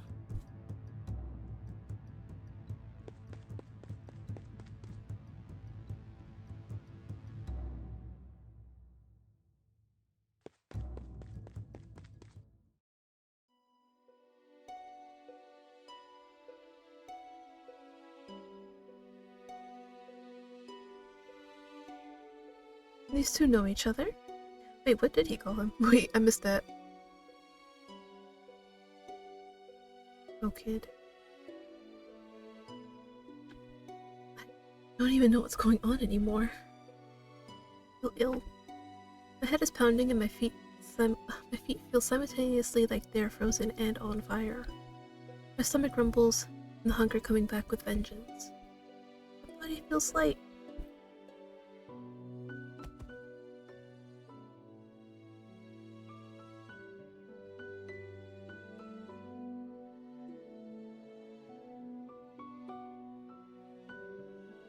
Well, technically this is supposed to be off though. The crystal in the upper right corner indicates you have made the right choice for a particular love interest. Each color corresponds to a certain love interest. They also appear belatedly after you make a choice to keep your eyes and ears open. Oh, that's supposed to be off though. Yeah, it's disabled. I guess that was like the tutorial for that. But yeah, you guys won't be ever seeing that again because I don't like that. I'm not saying it's bad. I'm not saying having that option is bad. I'm just saying I personally prefer to try and go through it myself. And then once I finish my first playthrough of the game, maybe second playthrough, then I'll use it. Just so I can get to the, you know, the stuff that I want. But yeah, definitely for first playthrough, I don't like using it. Everything is fading. Ah. A dream.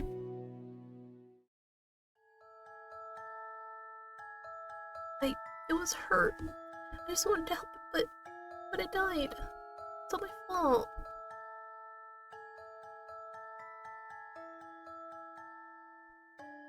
But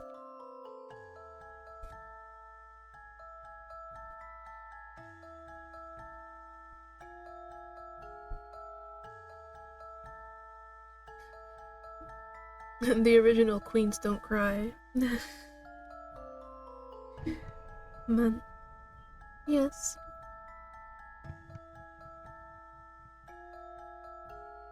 Yes, mother.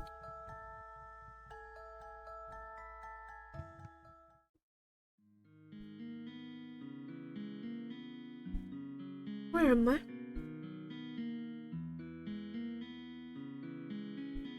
This isn't my room. My hand flies to my chest, where the little glass zipper hangs from my neck. Still there. And do I look okay? I'm in rags. This girl is the maid that tore Dolores' dress. The one I fired for her flimsiness.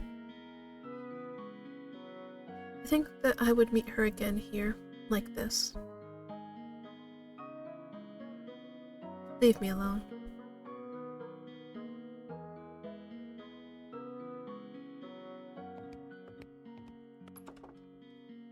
Now what?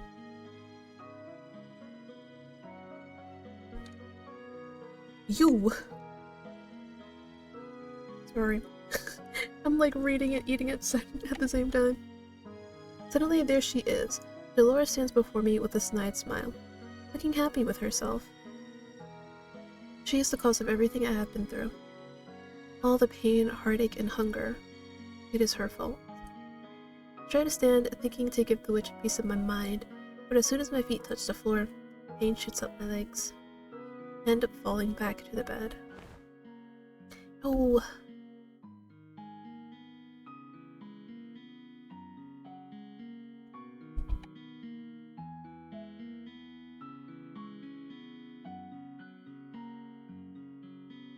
2 days? I've been passed out for 2 days. I am suddenly vibrating with anger. Remove the curse. Now. What do you want? Gold?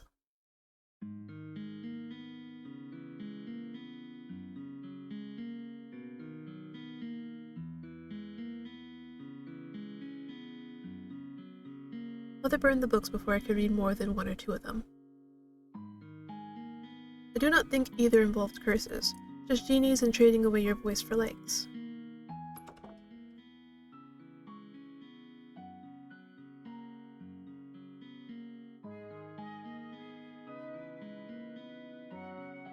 Are you a witch as well?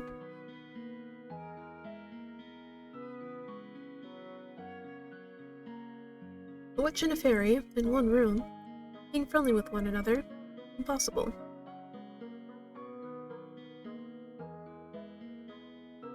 What is going on? How do you know I'm the princess?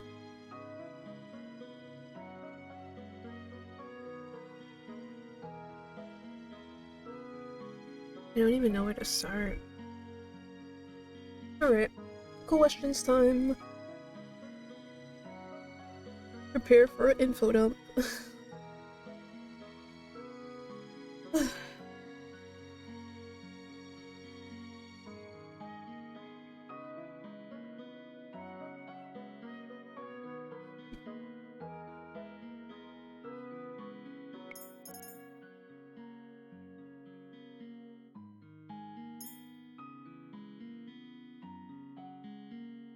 We'll start from the top down. Why was I cursed? Of course I'm gonna ask that. What do you mean? Oops. I wouldn't have asked if I knew the answer.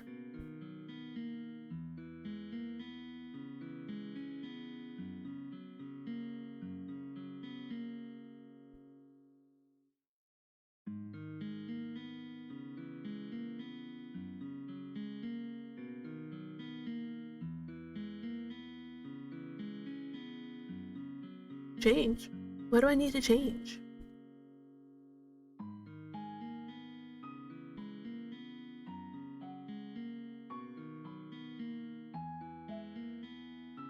Why would they need to be treated any differently?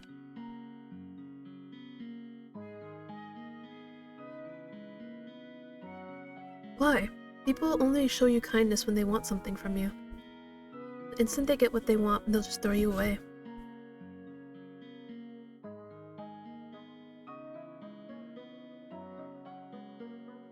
Next, how do I break the curse?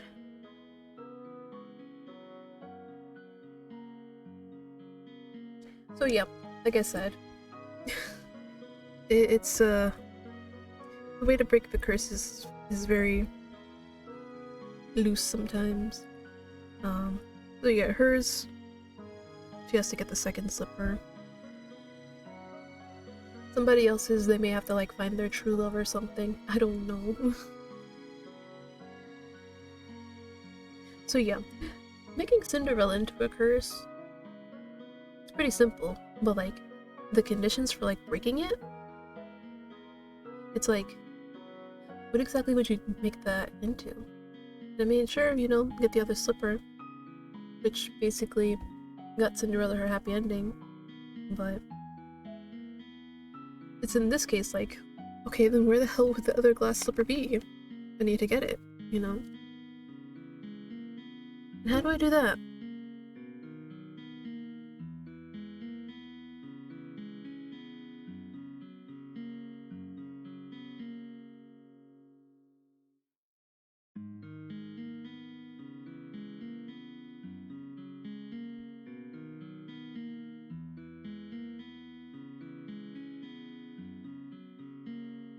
So yeah, so basically that's the entirety of her curse.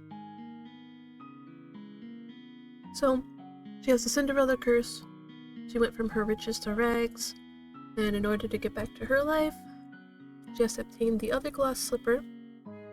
And obviously, it's kind of the same with the actual Cinderella story. Dude finds her, they put the shoes together, get married, happily ever after. But thank you for all the honking. But in order for her to obtain that second glass slipper, see, there could have been like a plethora of conditions that they made for that.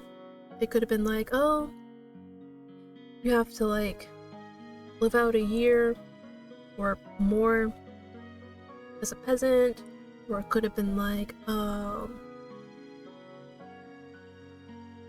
it could be more than like 3 good deeds, it could have been like 10, or it could have been like,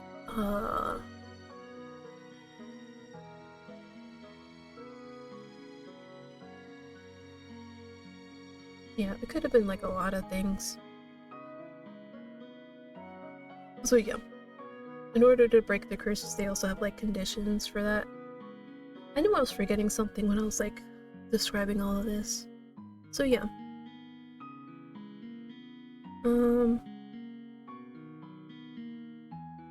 Like for example, when I mentioned earlier, like the Little Mermaid one, and like the person losing their voice, the condition, I mean, in order to break the curse is probably like,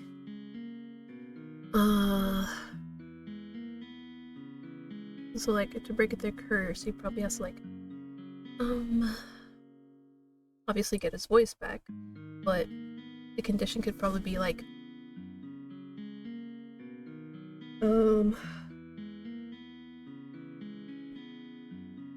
you can't keep all your thoughts to yourself anymore or something like that, I don't know.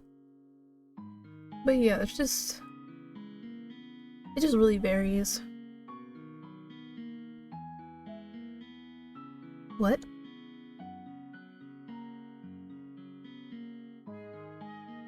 Three good deeds? What does that even mean? I don't even know where to start.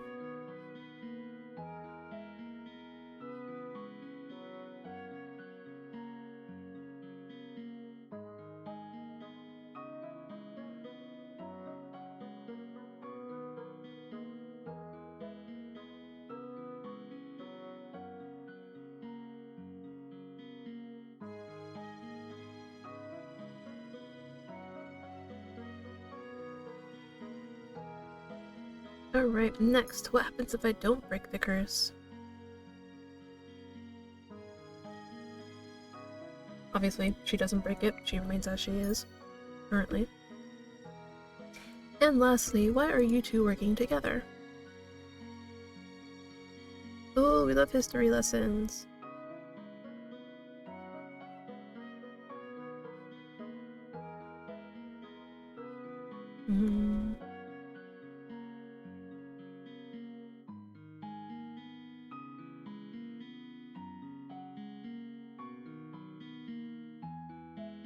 I take in Parfai's frail and sickly appearance. She is the strongest fairy?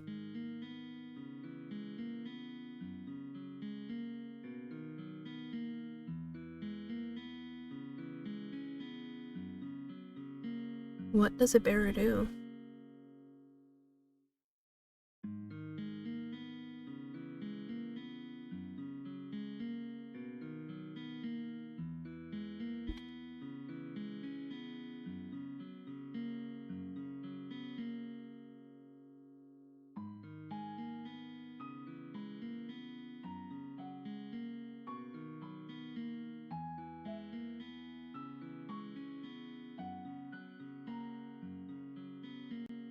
Who was he?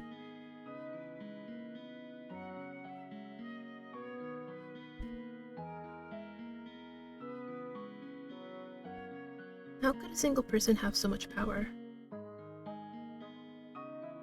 See, like I said, it's the power of words, man. Words are more powerful than you think.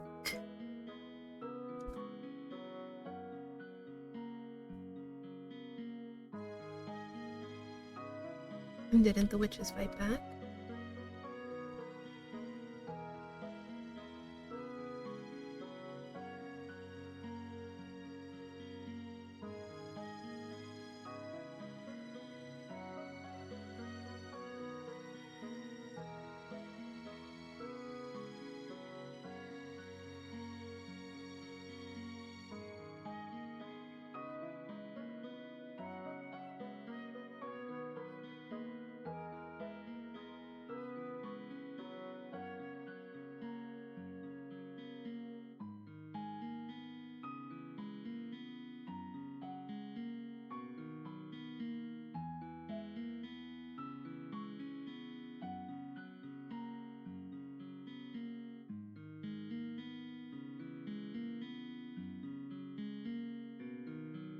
Are you trying to make me believe that there are good witches?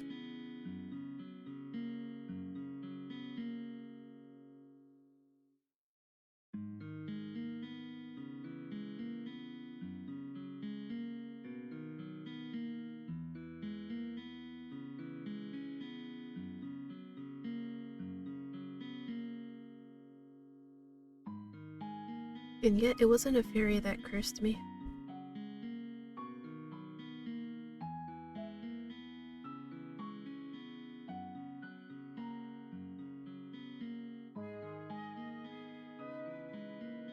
I doubt it.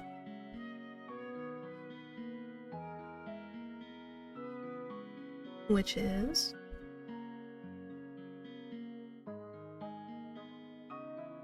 Three good deeds and I get my life back. Easier said than done. You said Cinderella, didn't you? Didn't she just go to a ball and find a prince? What does doing good have to do with that?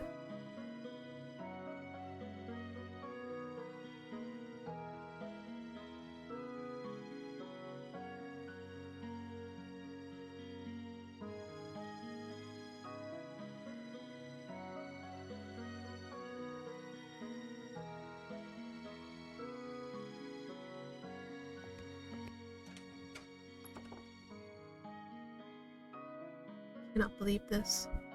I looked down at my neatly bandaged feet. I have to admit that while sore, they are nowhere near as painful as they had been 2 days before.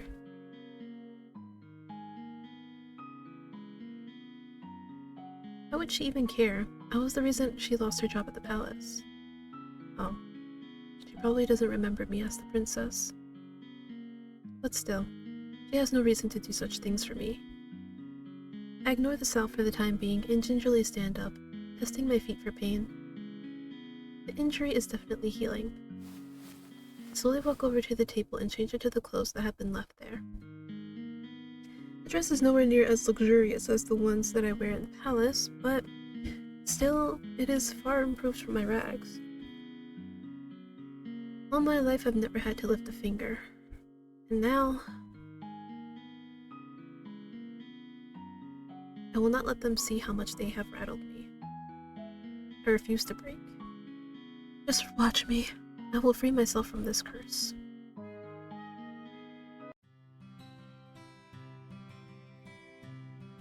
What is this place? There are several people in the room chatting amiably with each other. I noticed the girl that had left me the salve by the counter, serving drinks. But as soon as the people in the room notice me, the room falls into immediate silence.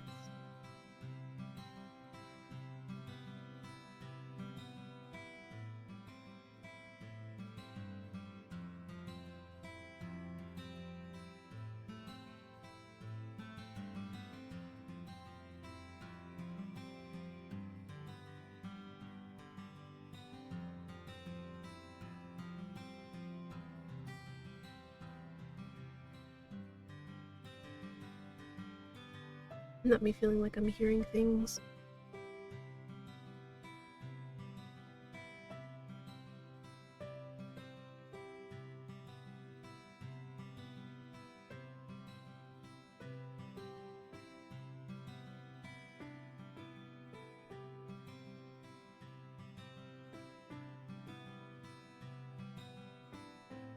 Zoriel.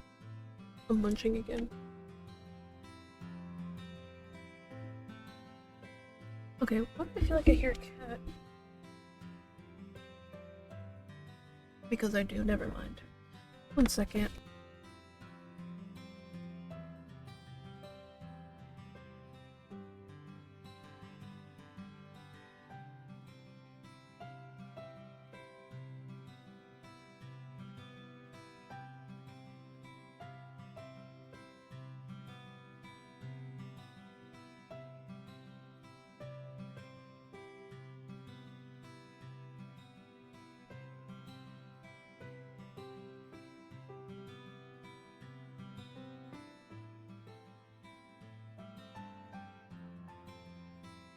Sorry about that. I prefer to not have the cats in the room. Right. I'm just gonna not read for a moment so I can finish eating. Put it on auto.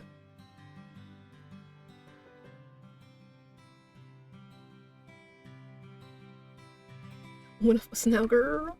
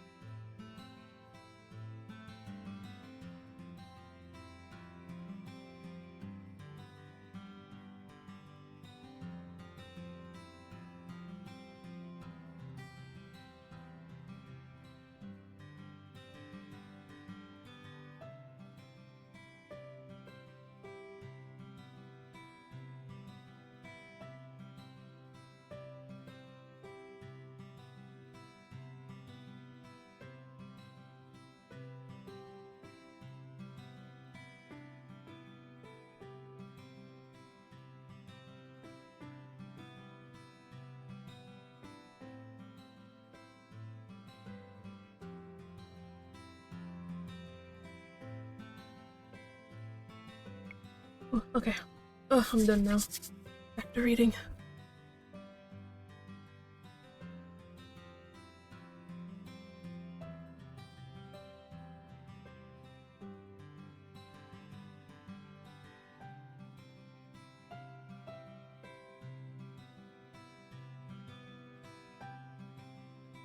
Promises.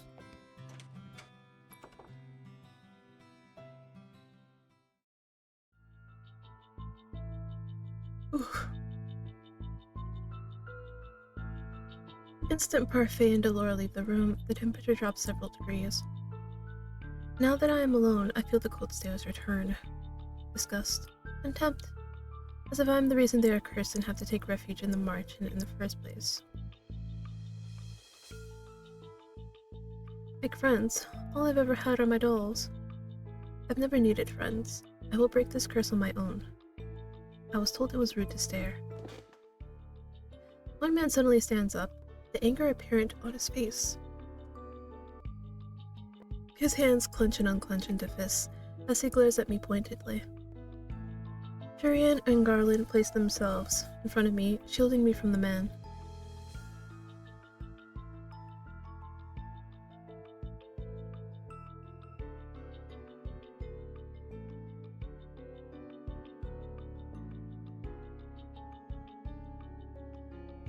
He throws one last glare my way before sitting down again. Jurian's tone is cold and firm. There is no doubt that she means what she says. These are the great knights of the Order of Caldera. The marching begins to settle down, and eventually everyone goes back to their conversation and meals. I walk toward an empty table, realizing that I am being deliberately ignored. I become immersed in my thoughts as I sit down. One thought, however, comes to me immediately. They hate me. Somehow, when I've only ever left the palace twice in my life. How did this happen? Oh my goodness, there's rice stuck in my throat.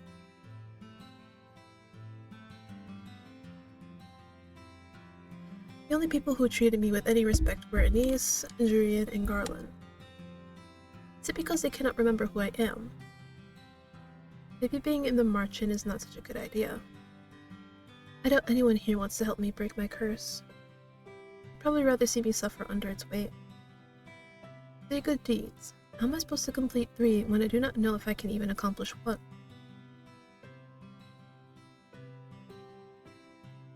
I look up and stare in shock at the beautiful lady from the toy shop. Her beauty still manages to take my breath away. What is she doing here? You were in the toy shop.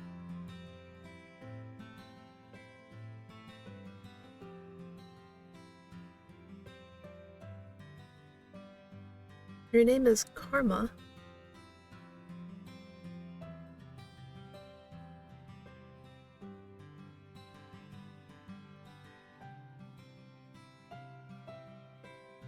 Oh. You are that magician boy.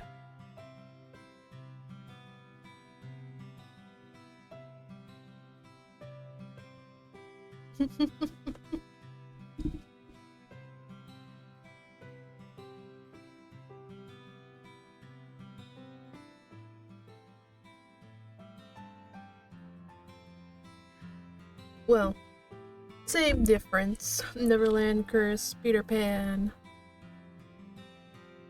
I'd say it's the same thing. Because Peter Pan is from Neverland.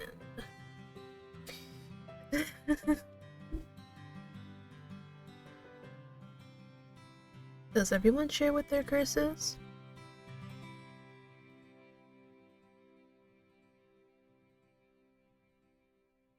So yeah, like I said,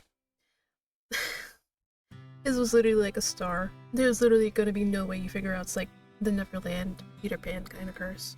No way you're gonna figure that out. He pauses, then narrows his eyes slightly.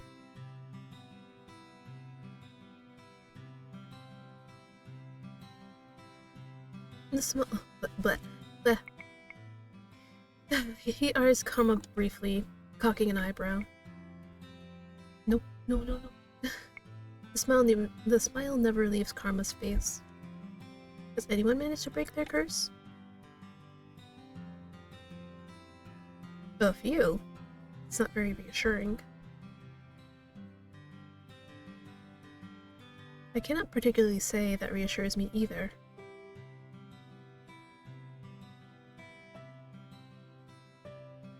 Cinderella.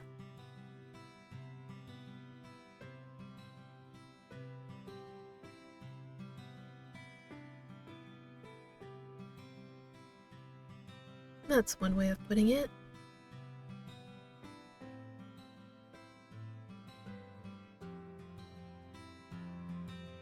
Me?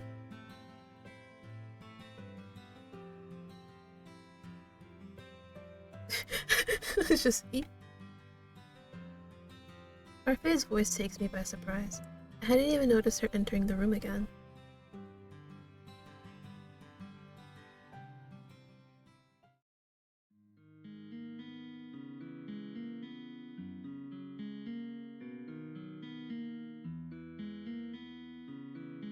Rod.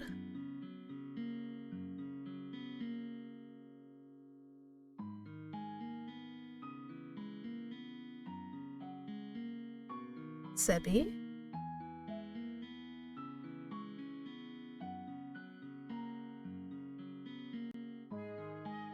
Sebi's voice changes when it greets me. The tone it uses is lower whenever it speaks for Rod. Perhaps that is what Rod's voice actually sounds like? Wait, if he remembers me, does that mean...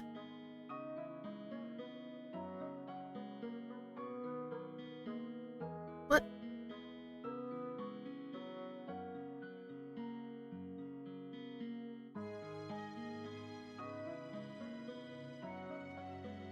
Rod has been mute all this time because he is cursed? Oh jeez.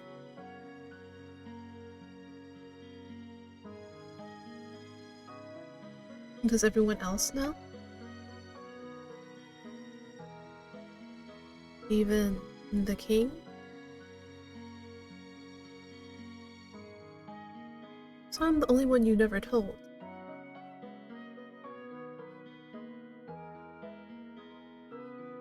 He is not wrong. Yet I cannot believe I did not know. I was left out once again. What are you doing here?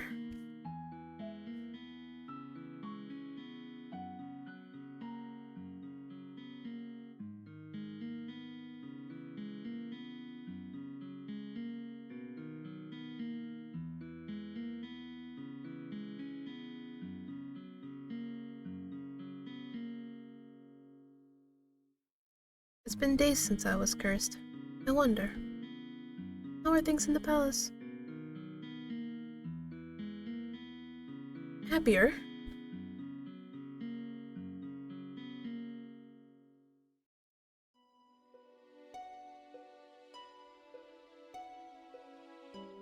I'd always thought Rod didn't really care about me regardless, but is this the but this is the truth?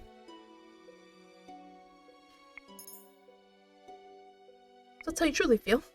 So I have to be cursed for you to open up about how you truly feel.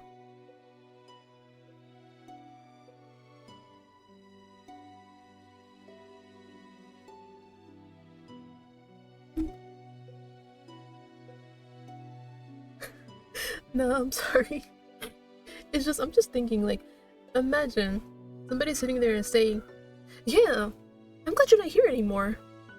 Everybody's so happy now that you're gone. Like, damn. Like, even she has to, you know, feel something for that, man. Like, literally being told that, yeah, everybody's so happy that you're gone. Damn, that's really gotta hurt. Honestly, if somebody told me that, I'd cry. Like, I'd actually really cry. Like, yeah, oh my god. Everyone is so happy and doing so much better without you. Yeah, I'd literally fucking bawl like crazy.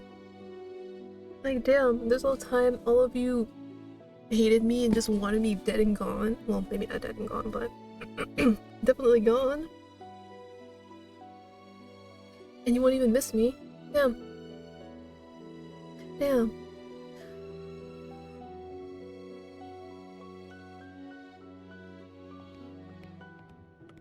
I'm gone, and they're all happier.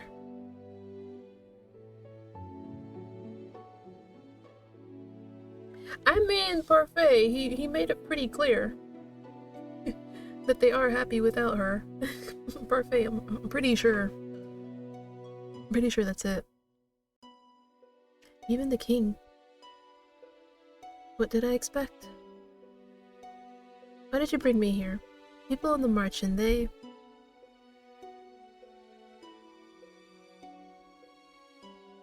You knew how they felt about me. What have I ever done to them? When will it ever be the right time?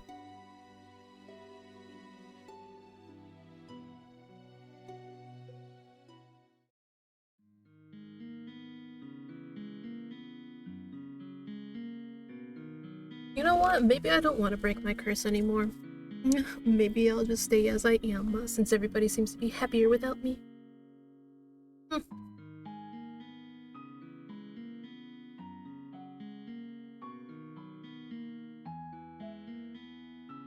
Maybe the fairy is right. I don't think I'm ready to find out how I made so many people hate me. What are you talking about now? She is right. I think back to the days I spent on the streets in Shiver. I will do anything, so long as I don't have to go back there.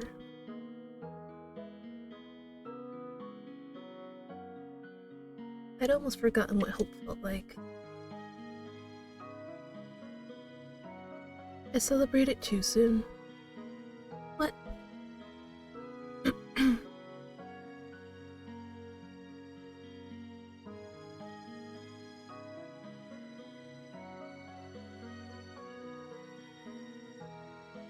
I thought fairies lived in luxury. Parfait, are you broke?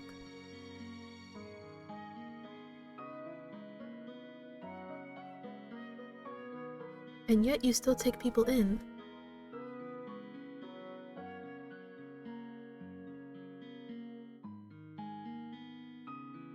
Why don't you just leave? I assume you make enough to take care of yourself.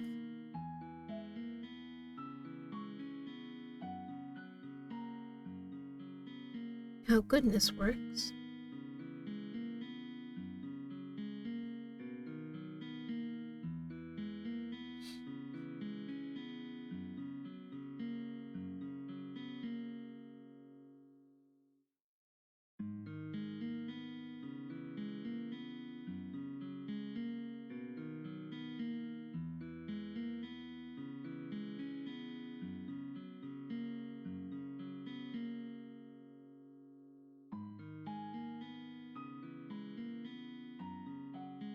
Do I even have a choice?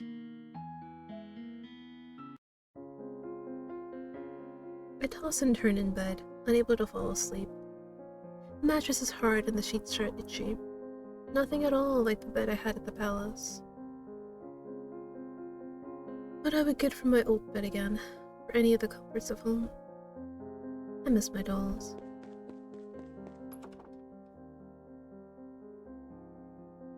I sit up immediately. What is going on? I leave my room to investigate. Some of the other march and boarders, Waltz, Jurian, and Garland, are sitting on the what? Settee? Looking anxious. What's happening? No, but the noises Garland was making would have woken the dead.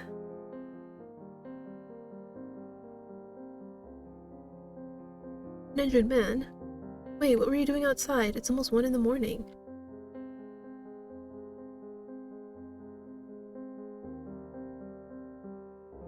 These people, will they just help anyone they find on the streets? What if this man is dangerous?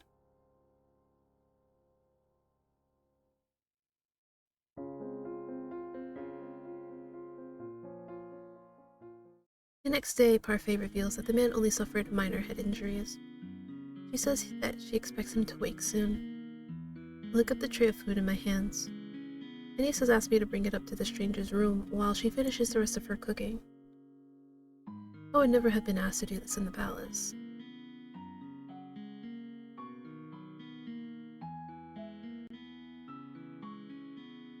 What do you want? Oh jeez. No, don't die on me.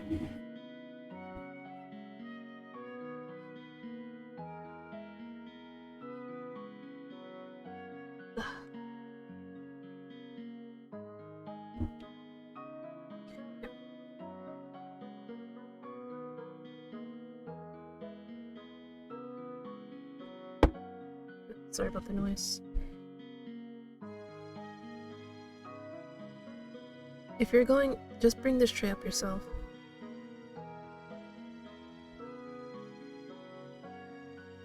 Seeing no way out, I followed Delora to the spare room the man had been put in.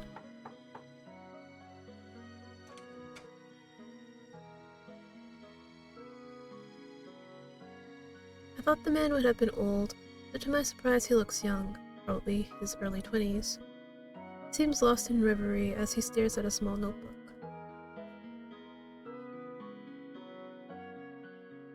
The man looks up at her when she speaks. The instant he sees us, his eyes widen. Why is he staring at us like that?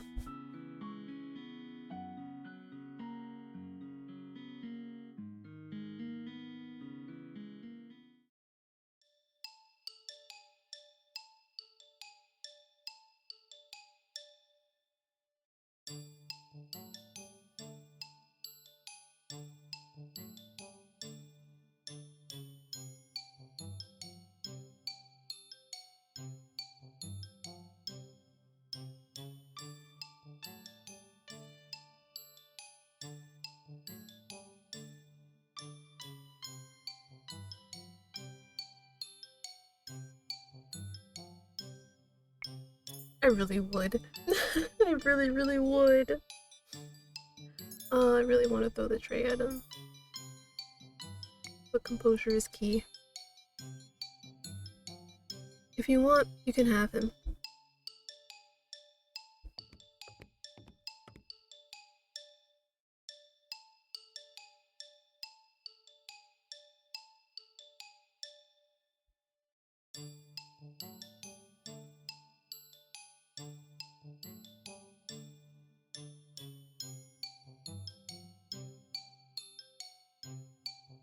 The man finally stops to look just at me. He narrows his eyes and stares so hard I almost want to slap him. What?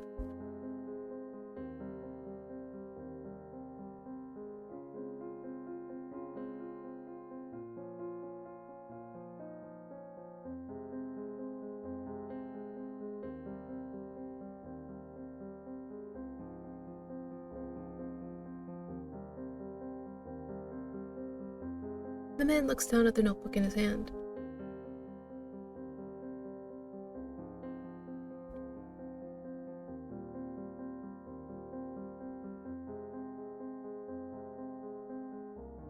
Rumpelstiltskin? Is that a fairy tale?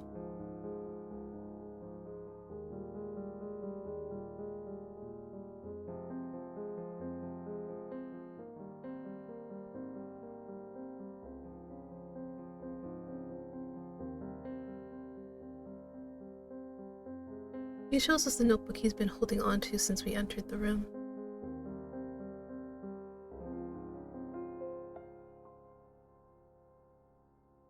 So yeah, that's his curse, Rumpelstiltskin, and in order for him to break it, he needs to remember 3 memories, which show up as entries in his little book.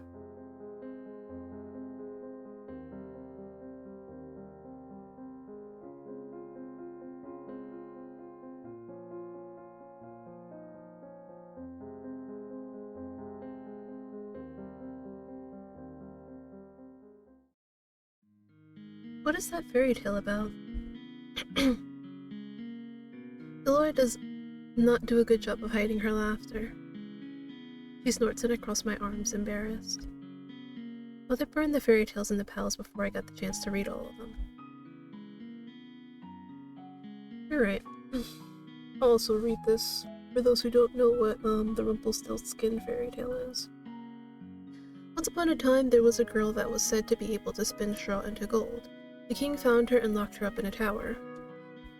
He said he wouldn't let her out until she turned all of the straw in the room into gold. The girl was just a regular human girl. She knew she would never be able to turn the straw into gold and feared that she would be locked up forever. That was when an odd little man appeared before her and offered to do the job for her if she gave him something in return. The girl gave him her necklace and the man spent the rest of the night spinning straw into gold. However, the girl wasn't released. The second night she was given more straw to spin, and the little man appeared once more. This time she gave him her ring. On the third night, the king ordered her to spin the straw one last time, and if she did, she would be released and made his queen. However, that night the girl had nothing left to give the little man, so they made an agreement. He would spin the straw into gold for her so long as she gave him her first child. Right?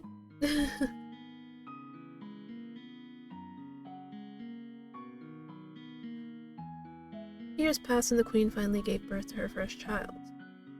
That night, the odd little man returned and demanded his due, but the queen didn't want to give up her child. The man said then that he wouldn't take the child if the queen was able to guess his name in 3 days. The man's name was Rumpelstiltskin. Did she guess it? Oh yeah. The night before her time was officially up, the queen was drawn to the forest by the sound of a little voice. She saw the little man celebrating his upcoming victory, thinking about how nobody ever would guess his real name, which was Rumpelstiltskin. He does not sound particularly smart.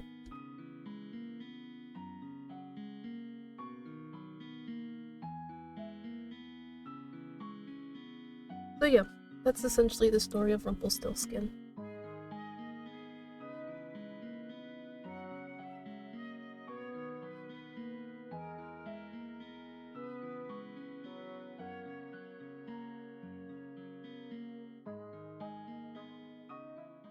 The amnesiac Casanova was allowed to stay at the Marchen with the other boarders. Because he still seemed capable, Parfait set him to work as one of the Marchen's servers. Anis's protest that he remain in bed fell on deaf ears. Parfait couldn't very well throw him out, not while knowing that he had nowhere to go. I would be incapable of showing him such kindness given all the nonsense he spouts at us. People that frequent the Marchen begin to steadily ignore me altogether, like I do not exist. It is better than the stares and the hateful looks.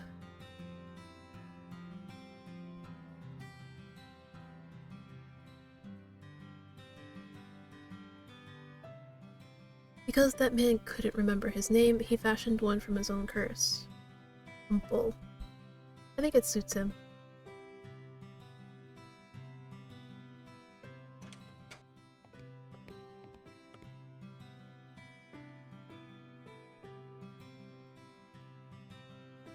Karma had left abruptly yesterday, saying that she had something very important to take care of. Walt trails in after her now, carrying several boxes in his arms.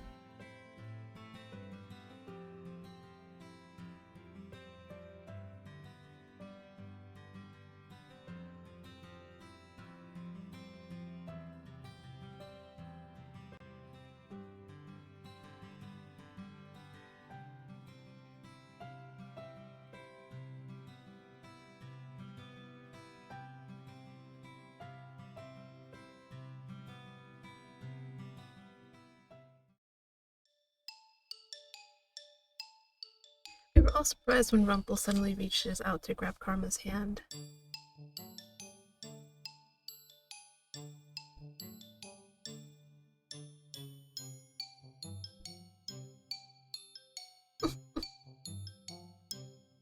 Could never take this man seriously. Not even during his own route. I can't stand flirts.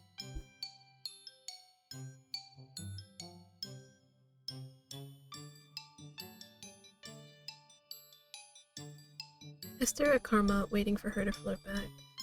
At the very least, I expect her to wave Rumpel away for being a fool. She remains eerily silent.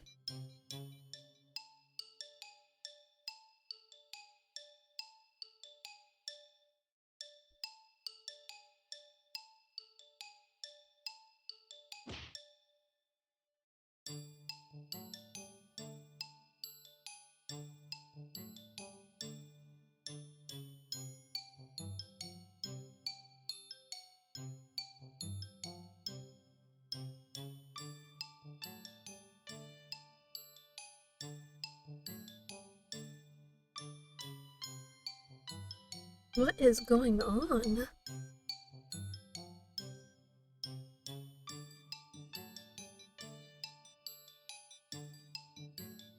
She is a man?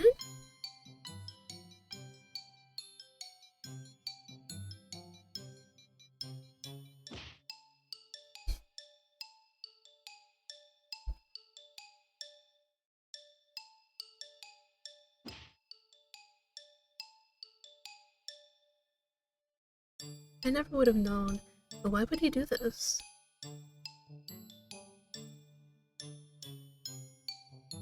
Is it because of your curse?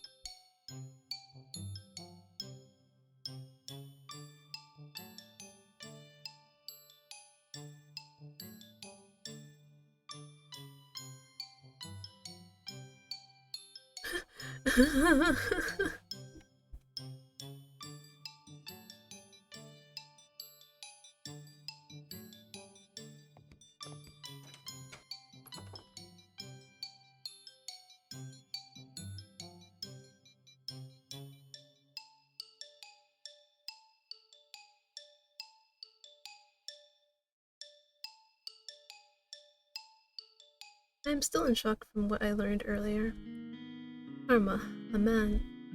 It is not fair that he is so beautiful as a woman. If the female population of NGL knew the truth, Karma would be hunted down for making the rest of us pale in comparison. And Ace, being good, I suppose, prepared a special lunch to welcome the newest marching boarders. They have all been invited to the private dining room.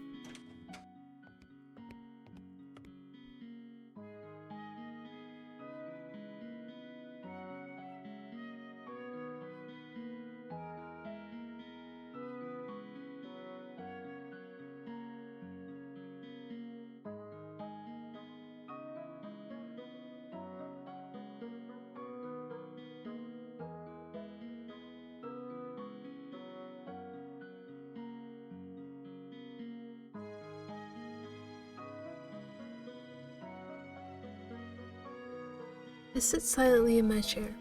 I am uncomfortable around so many people. Even when Mother was alive, I had all my meals alone, since my parents were always too busy to sit down for meals with me. Meals with Ophelia and her children were also always awkward and silent. Somehow the atmosphere here is lively and friendly. Even though I barely know anyone here. Excuse me?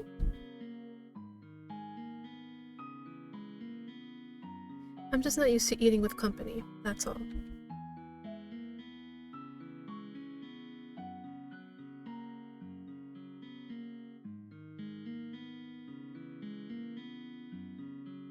Closer together, huh? There's no way I'm admitting that I do not even know how to complete one. You are not very helpful. What? As in, take some kind of lessons?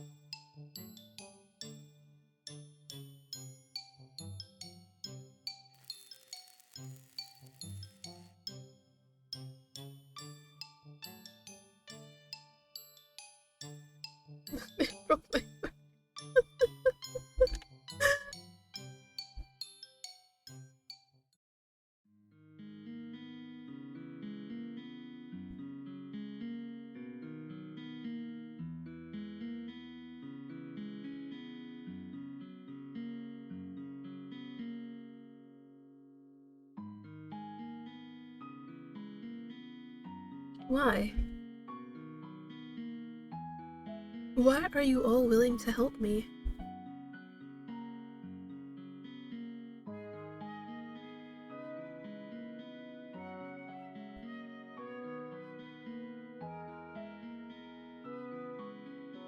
Just no one but yourself. You need not care for anyone but yourself. This is what Mother in the last few years have taught me. I've always been alone and it is easier that way, and yet These strangers, these people that I've only known for a few days, are so willing to help me when they will gain nothing in return. Is this the goodness I was meant to see, Father? How can I even begin to trust and care for others when I have forgotten how to do so? I am slowly beginning to understand what I must do.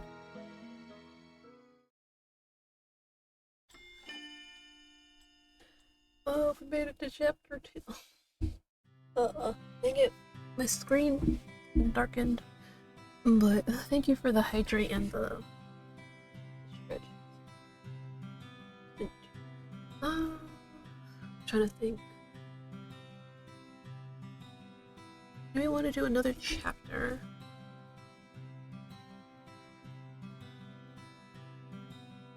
I don't quite remember. Alright, because you do get to pick. Yeah, you do get to pick.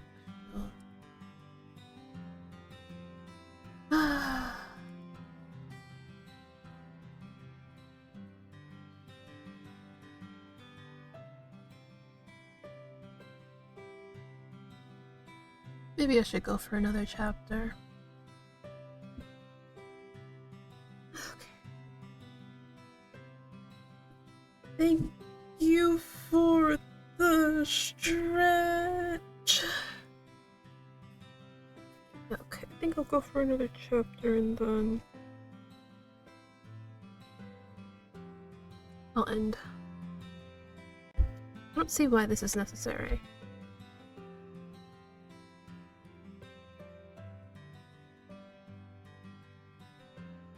For the last half hour, Parfait and Delora have been debating what chores they want to give me. I cannot believe they are seriously going to make me work, like a commoner.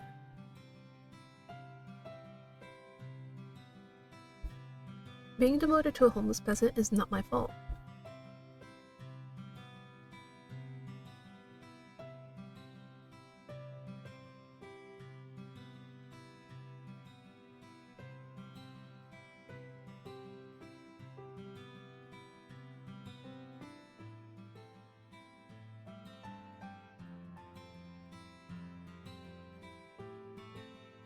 Do I even have a choice?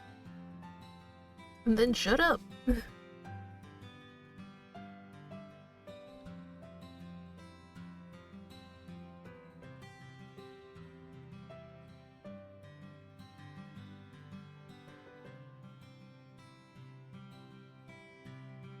I'm right here, you know.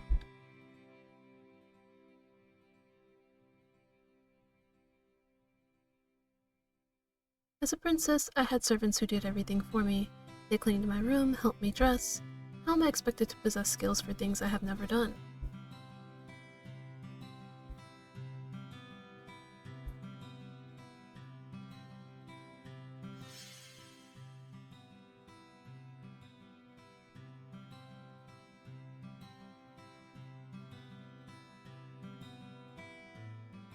What?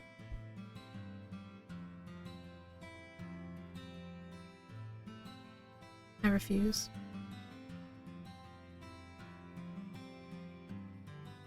A princess does not clean.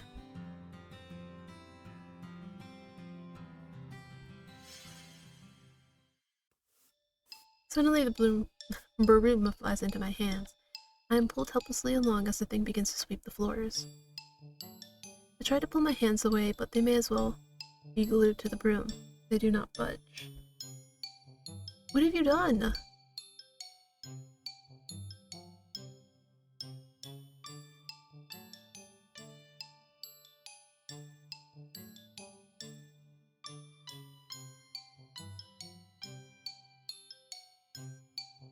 What?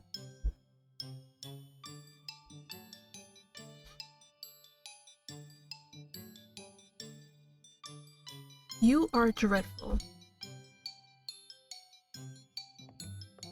Wait, did they really just leave? Hey, slow down. The broom begins to sweep faster.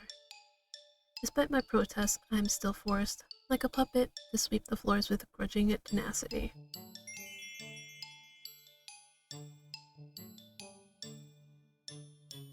can barely catch my breath after that.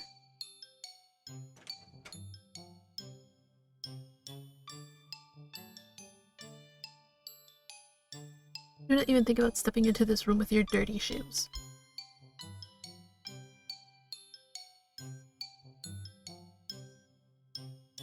Then do not open the march in.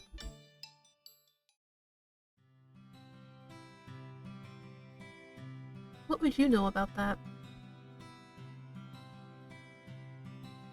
What? Karma just smiles at me, his eyes gleaming with playful mischief. He is definitely hiding something.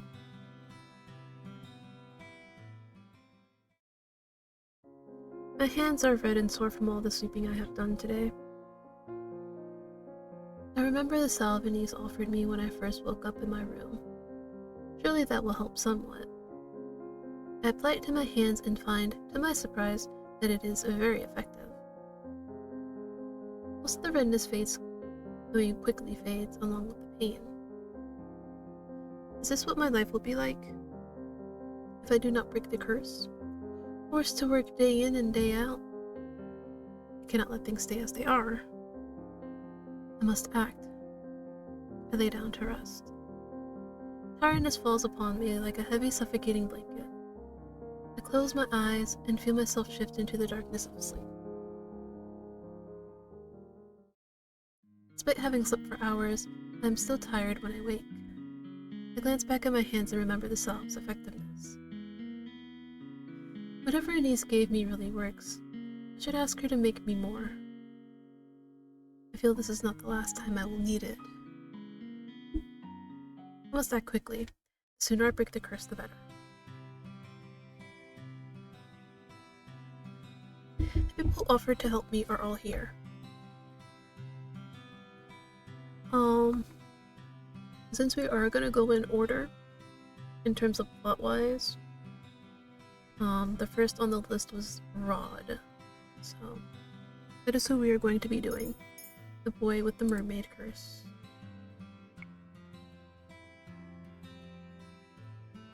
Rod came to the margin today to discuss something with Parfait. This is the third time he has visited the tavern since I've been here. I wonder what he discusses with Parfait. Rod's eyebrows furrow as soon as he sees me enter the room.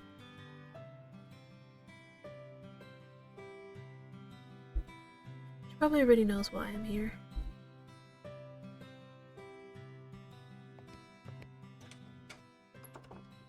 Rod's expression turns grim. He clearly disapproves of me, even just being in the same room as him. As soon as Parfait leaves, he shoots a glare in my direction. All I have done is enter the room and he's already angry. I'm still not used to being treated... Why? I must you zip down the goddamn street. I'm still not used to being treated like this by him. I'm here to ask you about goodness. Did I make the right choice in choosing to come to him?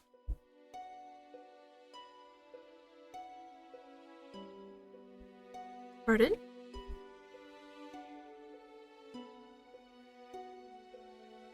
Cruelty? You think I have been cruel to them? I would say her behavior is dismissive. I wouldn't say anything she's done is cruel. Now, I would say what she did to Anise was pretty cruel, actually. Dismissing her just because she ripped your doll's dress. But... I mean, I guess you could say her words were cruel, but I don't think she really did anything that was, like, actually cruel.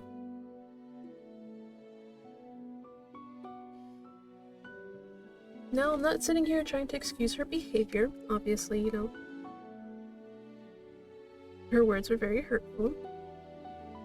But to sit there and say she's cruel, she's been cruel to them, it's kind of not right.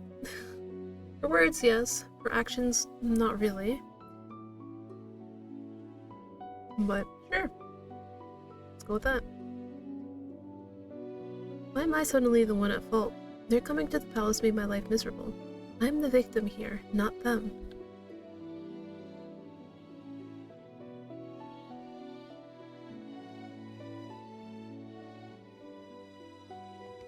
He turns around and begins to walk away, leaving me to stand alone in the room, even angrier than I was before. How dare he treat me like this? I grab his arm and pull him around so that he's facing me. I refuse to let him belittle me like this, especially when I am making a conscious effort to change. What if I can help you break your curse? Will you help me then? Rod fixes me with an icy stare as he pulls away. What?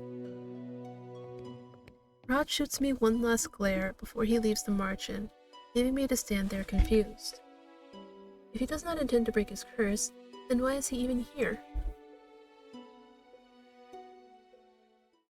I stare in horror at the floor. Gravel and sand are embedded between the floorboards. The wood beneath my feet is covered in a thick muck.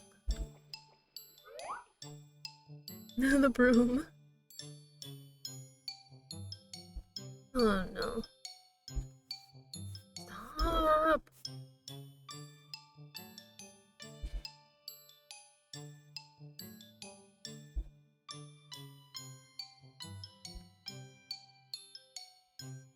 I glare at Garland as he begins to move. You! You are dirtying the floor. Garland dashes across the floor with long steps in an attempt to leave as few footprints as possible.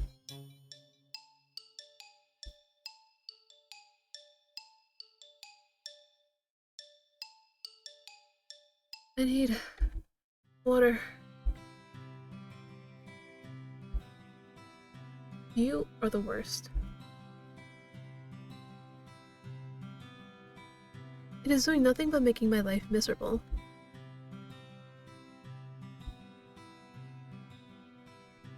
Oops, wait.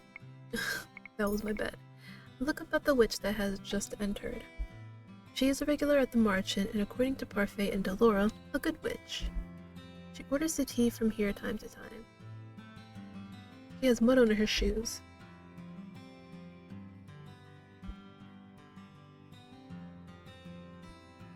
I have just cleaned the floor. Good.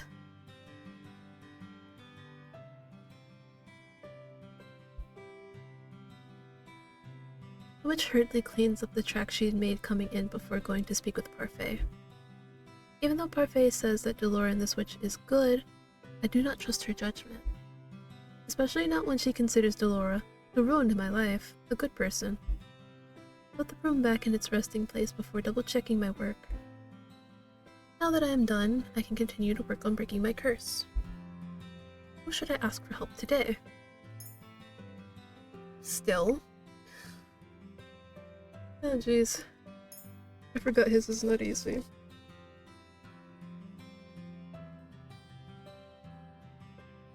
He's all anti-princess. I'd rather you stay gone and out of my life. I glance over at Rod as he enters the tavern.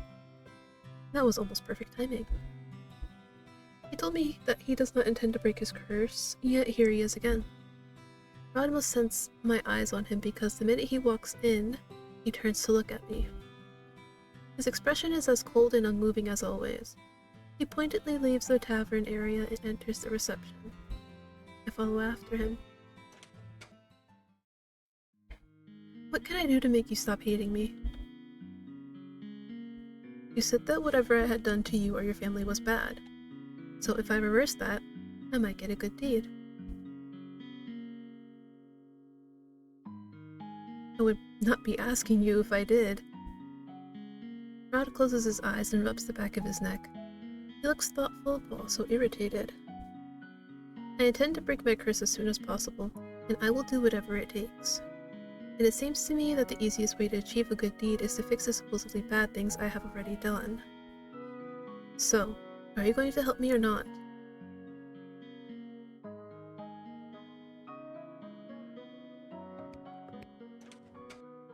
He leaves the room without answering my question.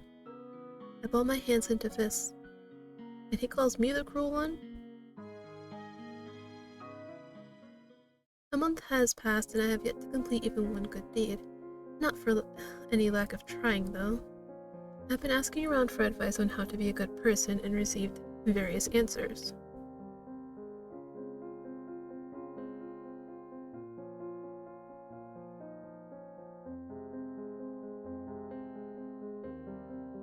Oh my god, he actually responded to me.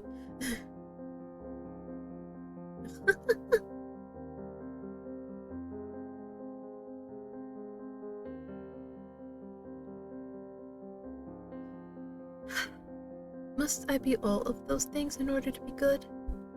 According to Parfait, I cannot just pretend. It has to come from my heart.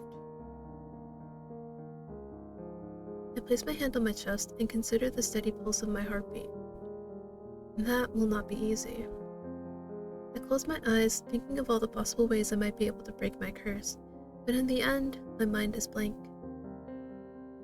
Mother, what am I supposed to do? A dream?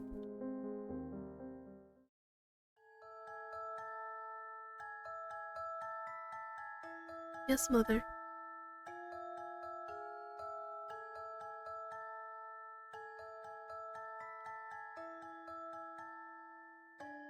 I love you too, Mother.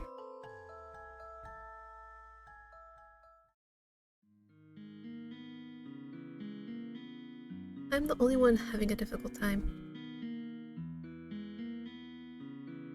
Tearing up?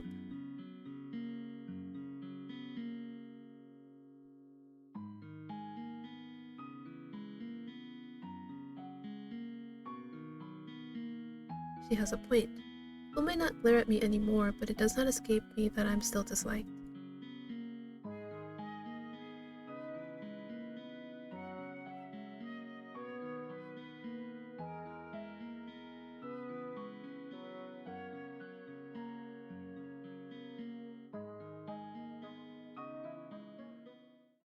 Would pairing up with someone really help me break my curse?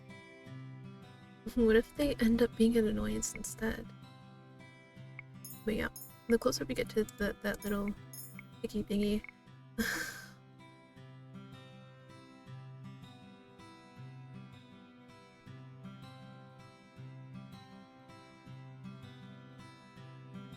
Of course. Laura has me helping Anise today. The march-in is unexpectedly busy and they cannot keep up with all the customers. I do not need you to tell me that.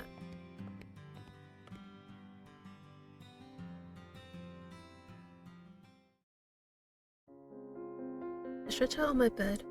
Stiff mattress does little to soothe my aching muscles. I was on my feet the entire day, struggling to keep up with the steady stream of people that came into the march-in. I've never seen the march-in this busy. I roll onto my stomach and bury my face into my pillow. My arms and leg protest the movement. I refuse to live this type of life much longer.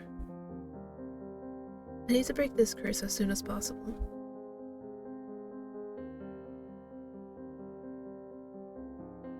Pairing up might not be such a bad idea.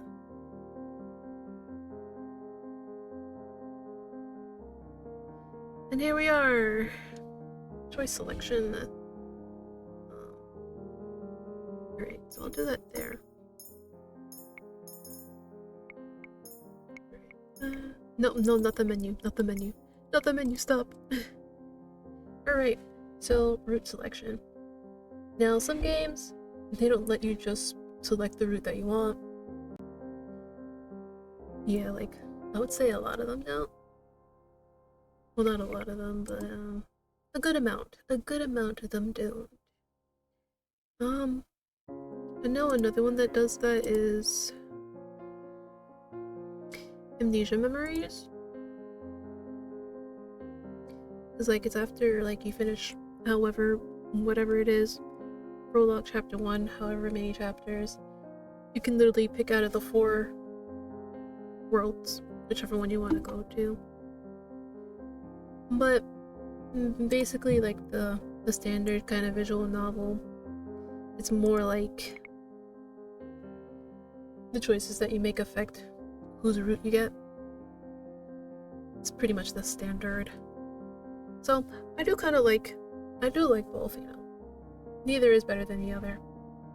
But you know, sometimes it's like, man, I wish I could just pick the person that I want instead of having to like do mental calculations of how to get this for that person, you know. Right. Right. I did not explain this, but from the get-go, these two are locked. It's one of those things where like, kind of like Charade Maniacs. I know some of you guys weren't here when I did a whole Charade Maniacs thing. I didn't stream it because the people, they didn't have like the rights to allow us to stream it, so basically I played it on my own and then did a review stream of it. So kind of like Charade Maniacs. There were some routes that were essentially locked until you got like an ending for another character. So yeah, that's basically what this is as well. Well, sometimes other routes unlock once you get an ending for a certain character, and then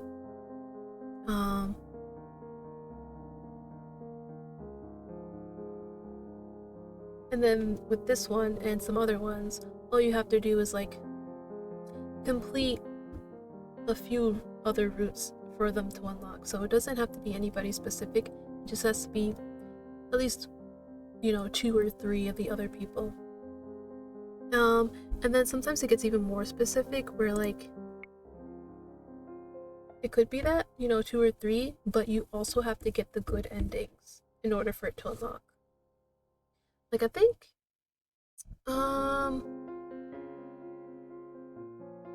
Steam Prison did something like that, where you couldn't get to somebody's route unless you completed everybody else's route and got a good ending, I believe. So yeah. Just wanted to explain it. Alright, so chapter 2 is done. We're now starting our route. And I did say after I finished chapter 2 I would in stream. My goodness, I really wish my screen did not dim because I gotta like squint to see this. Alright, I think this is actually a good time to stop as well. So, we are officially on Rod's route, who has the mermaid curse, or also known as the Little Mermaid.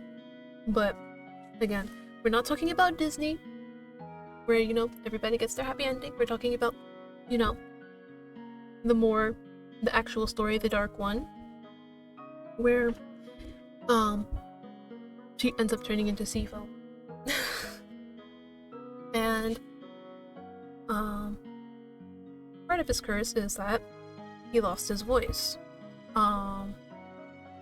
Again, like I said, it's been quite a long time. Don't remember exactly why, and I don't remember like the conditions he needs in order to break his curse. But yes, that is what we are dealing with. So, and as you guys saw, Rod is only able to speak through Sebi, the little rabbit plush that Parfait gave him. I do remember that I mean, like, is it really a spoiler though? Even though that we know that Sebi, the rabbit plush, speaks for him. You know what, I'll just go ahead and say it. It's not like it's gonna spoil anything. But, you do eventually find out that Sebi can, like, literally read Rod's thoughts. So, Sebi basically says whatever Rod is thinking, essentially.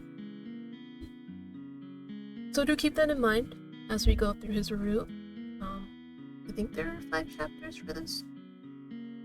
I can't remember. But, yep. Let me just go to the main menu so we can get that good music back on. So, with that, everybody, thank you for watching the stream. I'm actually really happy that I get to share Cinderella Phenomenon with everybody, because I'm telling you, I was crazy about it back then. And I mean, I still am. I won't say that I'm not anymore. Because, like, I still pretty much highly talk about it, even to this day, even though it's been like 8 years since I fully played it. Oh, nobody's streaming. Well, that sucks. Well, then again, I did start my stream earlier than usual.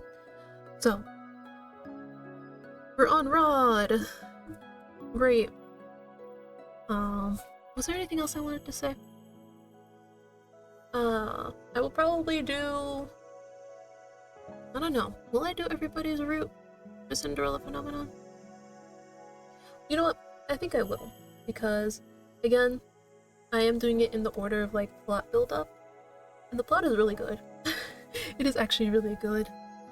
So, I will let you guys know what the order is before we sign off. Sign off? What is this? So, the recommended route in terms of plot build-up would be Rod first, then Karma, Rumpel, Fritz, and then Waltz. So, I plan to do it in that order. And I'm telling you, when we get to Waltz's route, it is going to be insane in terms of like lore and plot and whatnot. It was crazy. Like I still kind of remember bits and pieces of it, and even to this day, I'm still like, wow.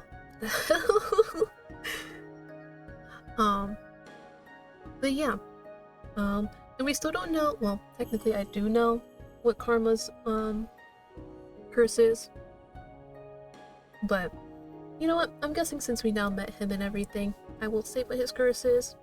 So I did actually kind of hint at it when I posted on Twitter. Was it Twitter? Hold on, let me just double check. So I sometimes get my social medias mixed up. Nope. I think I originally typed it, but then decided not to. So, Karma's curse is the Beauty and the Beast story. Now you're probably wondering, now how does that work? How are they gonna do that with him? Well, you'll find out when we do him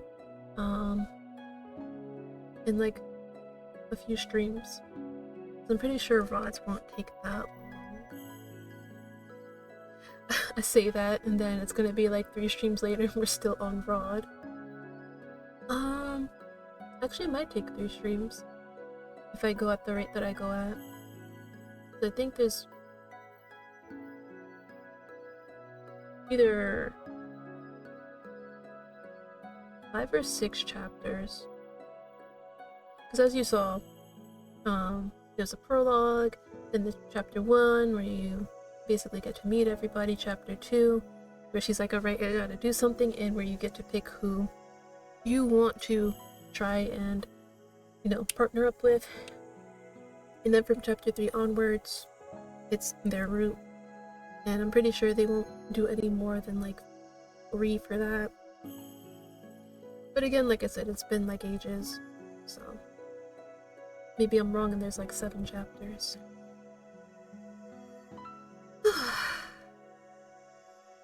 But I hope this visual novel has interested you guys, because again, like I said, I really enjoyed it. The stories were really good. Cause like, I've literally never seen this kind of visual novel before. Even to this day, I still haven't. Where somebody decided to take fairy tale stories and essentially make them into curses. So, that was really great, honestly. But let me end stream before I end up yapping even more. Again, thank you guys for tuning in.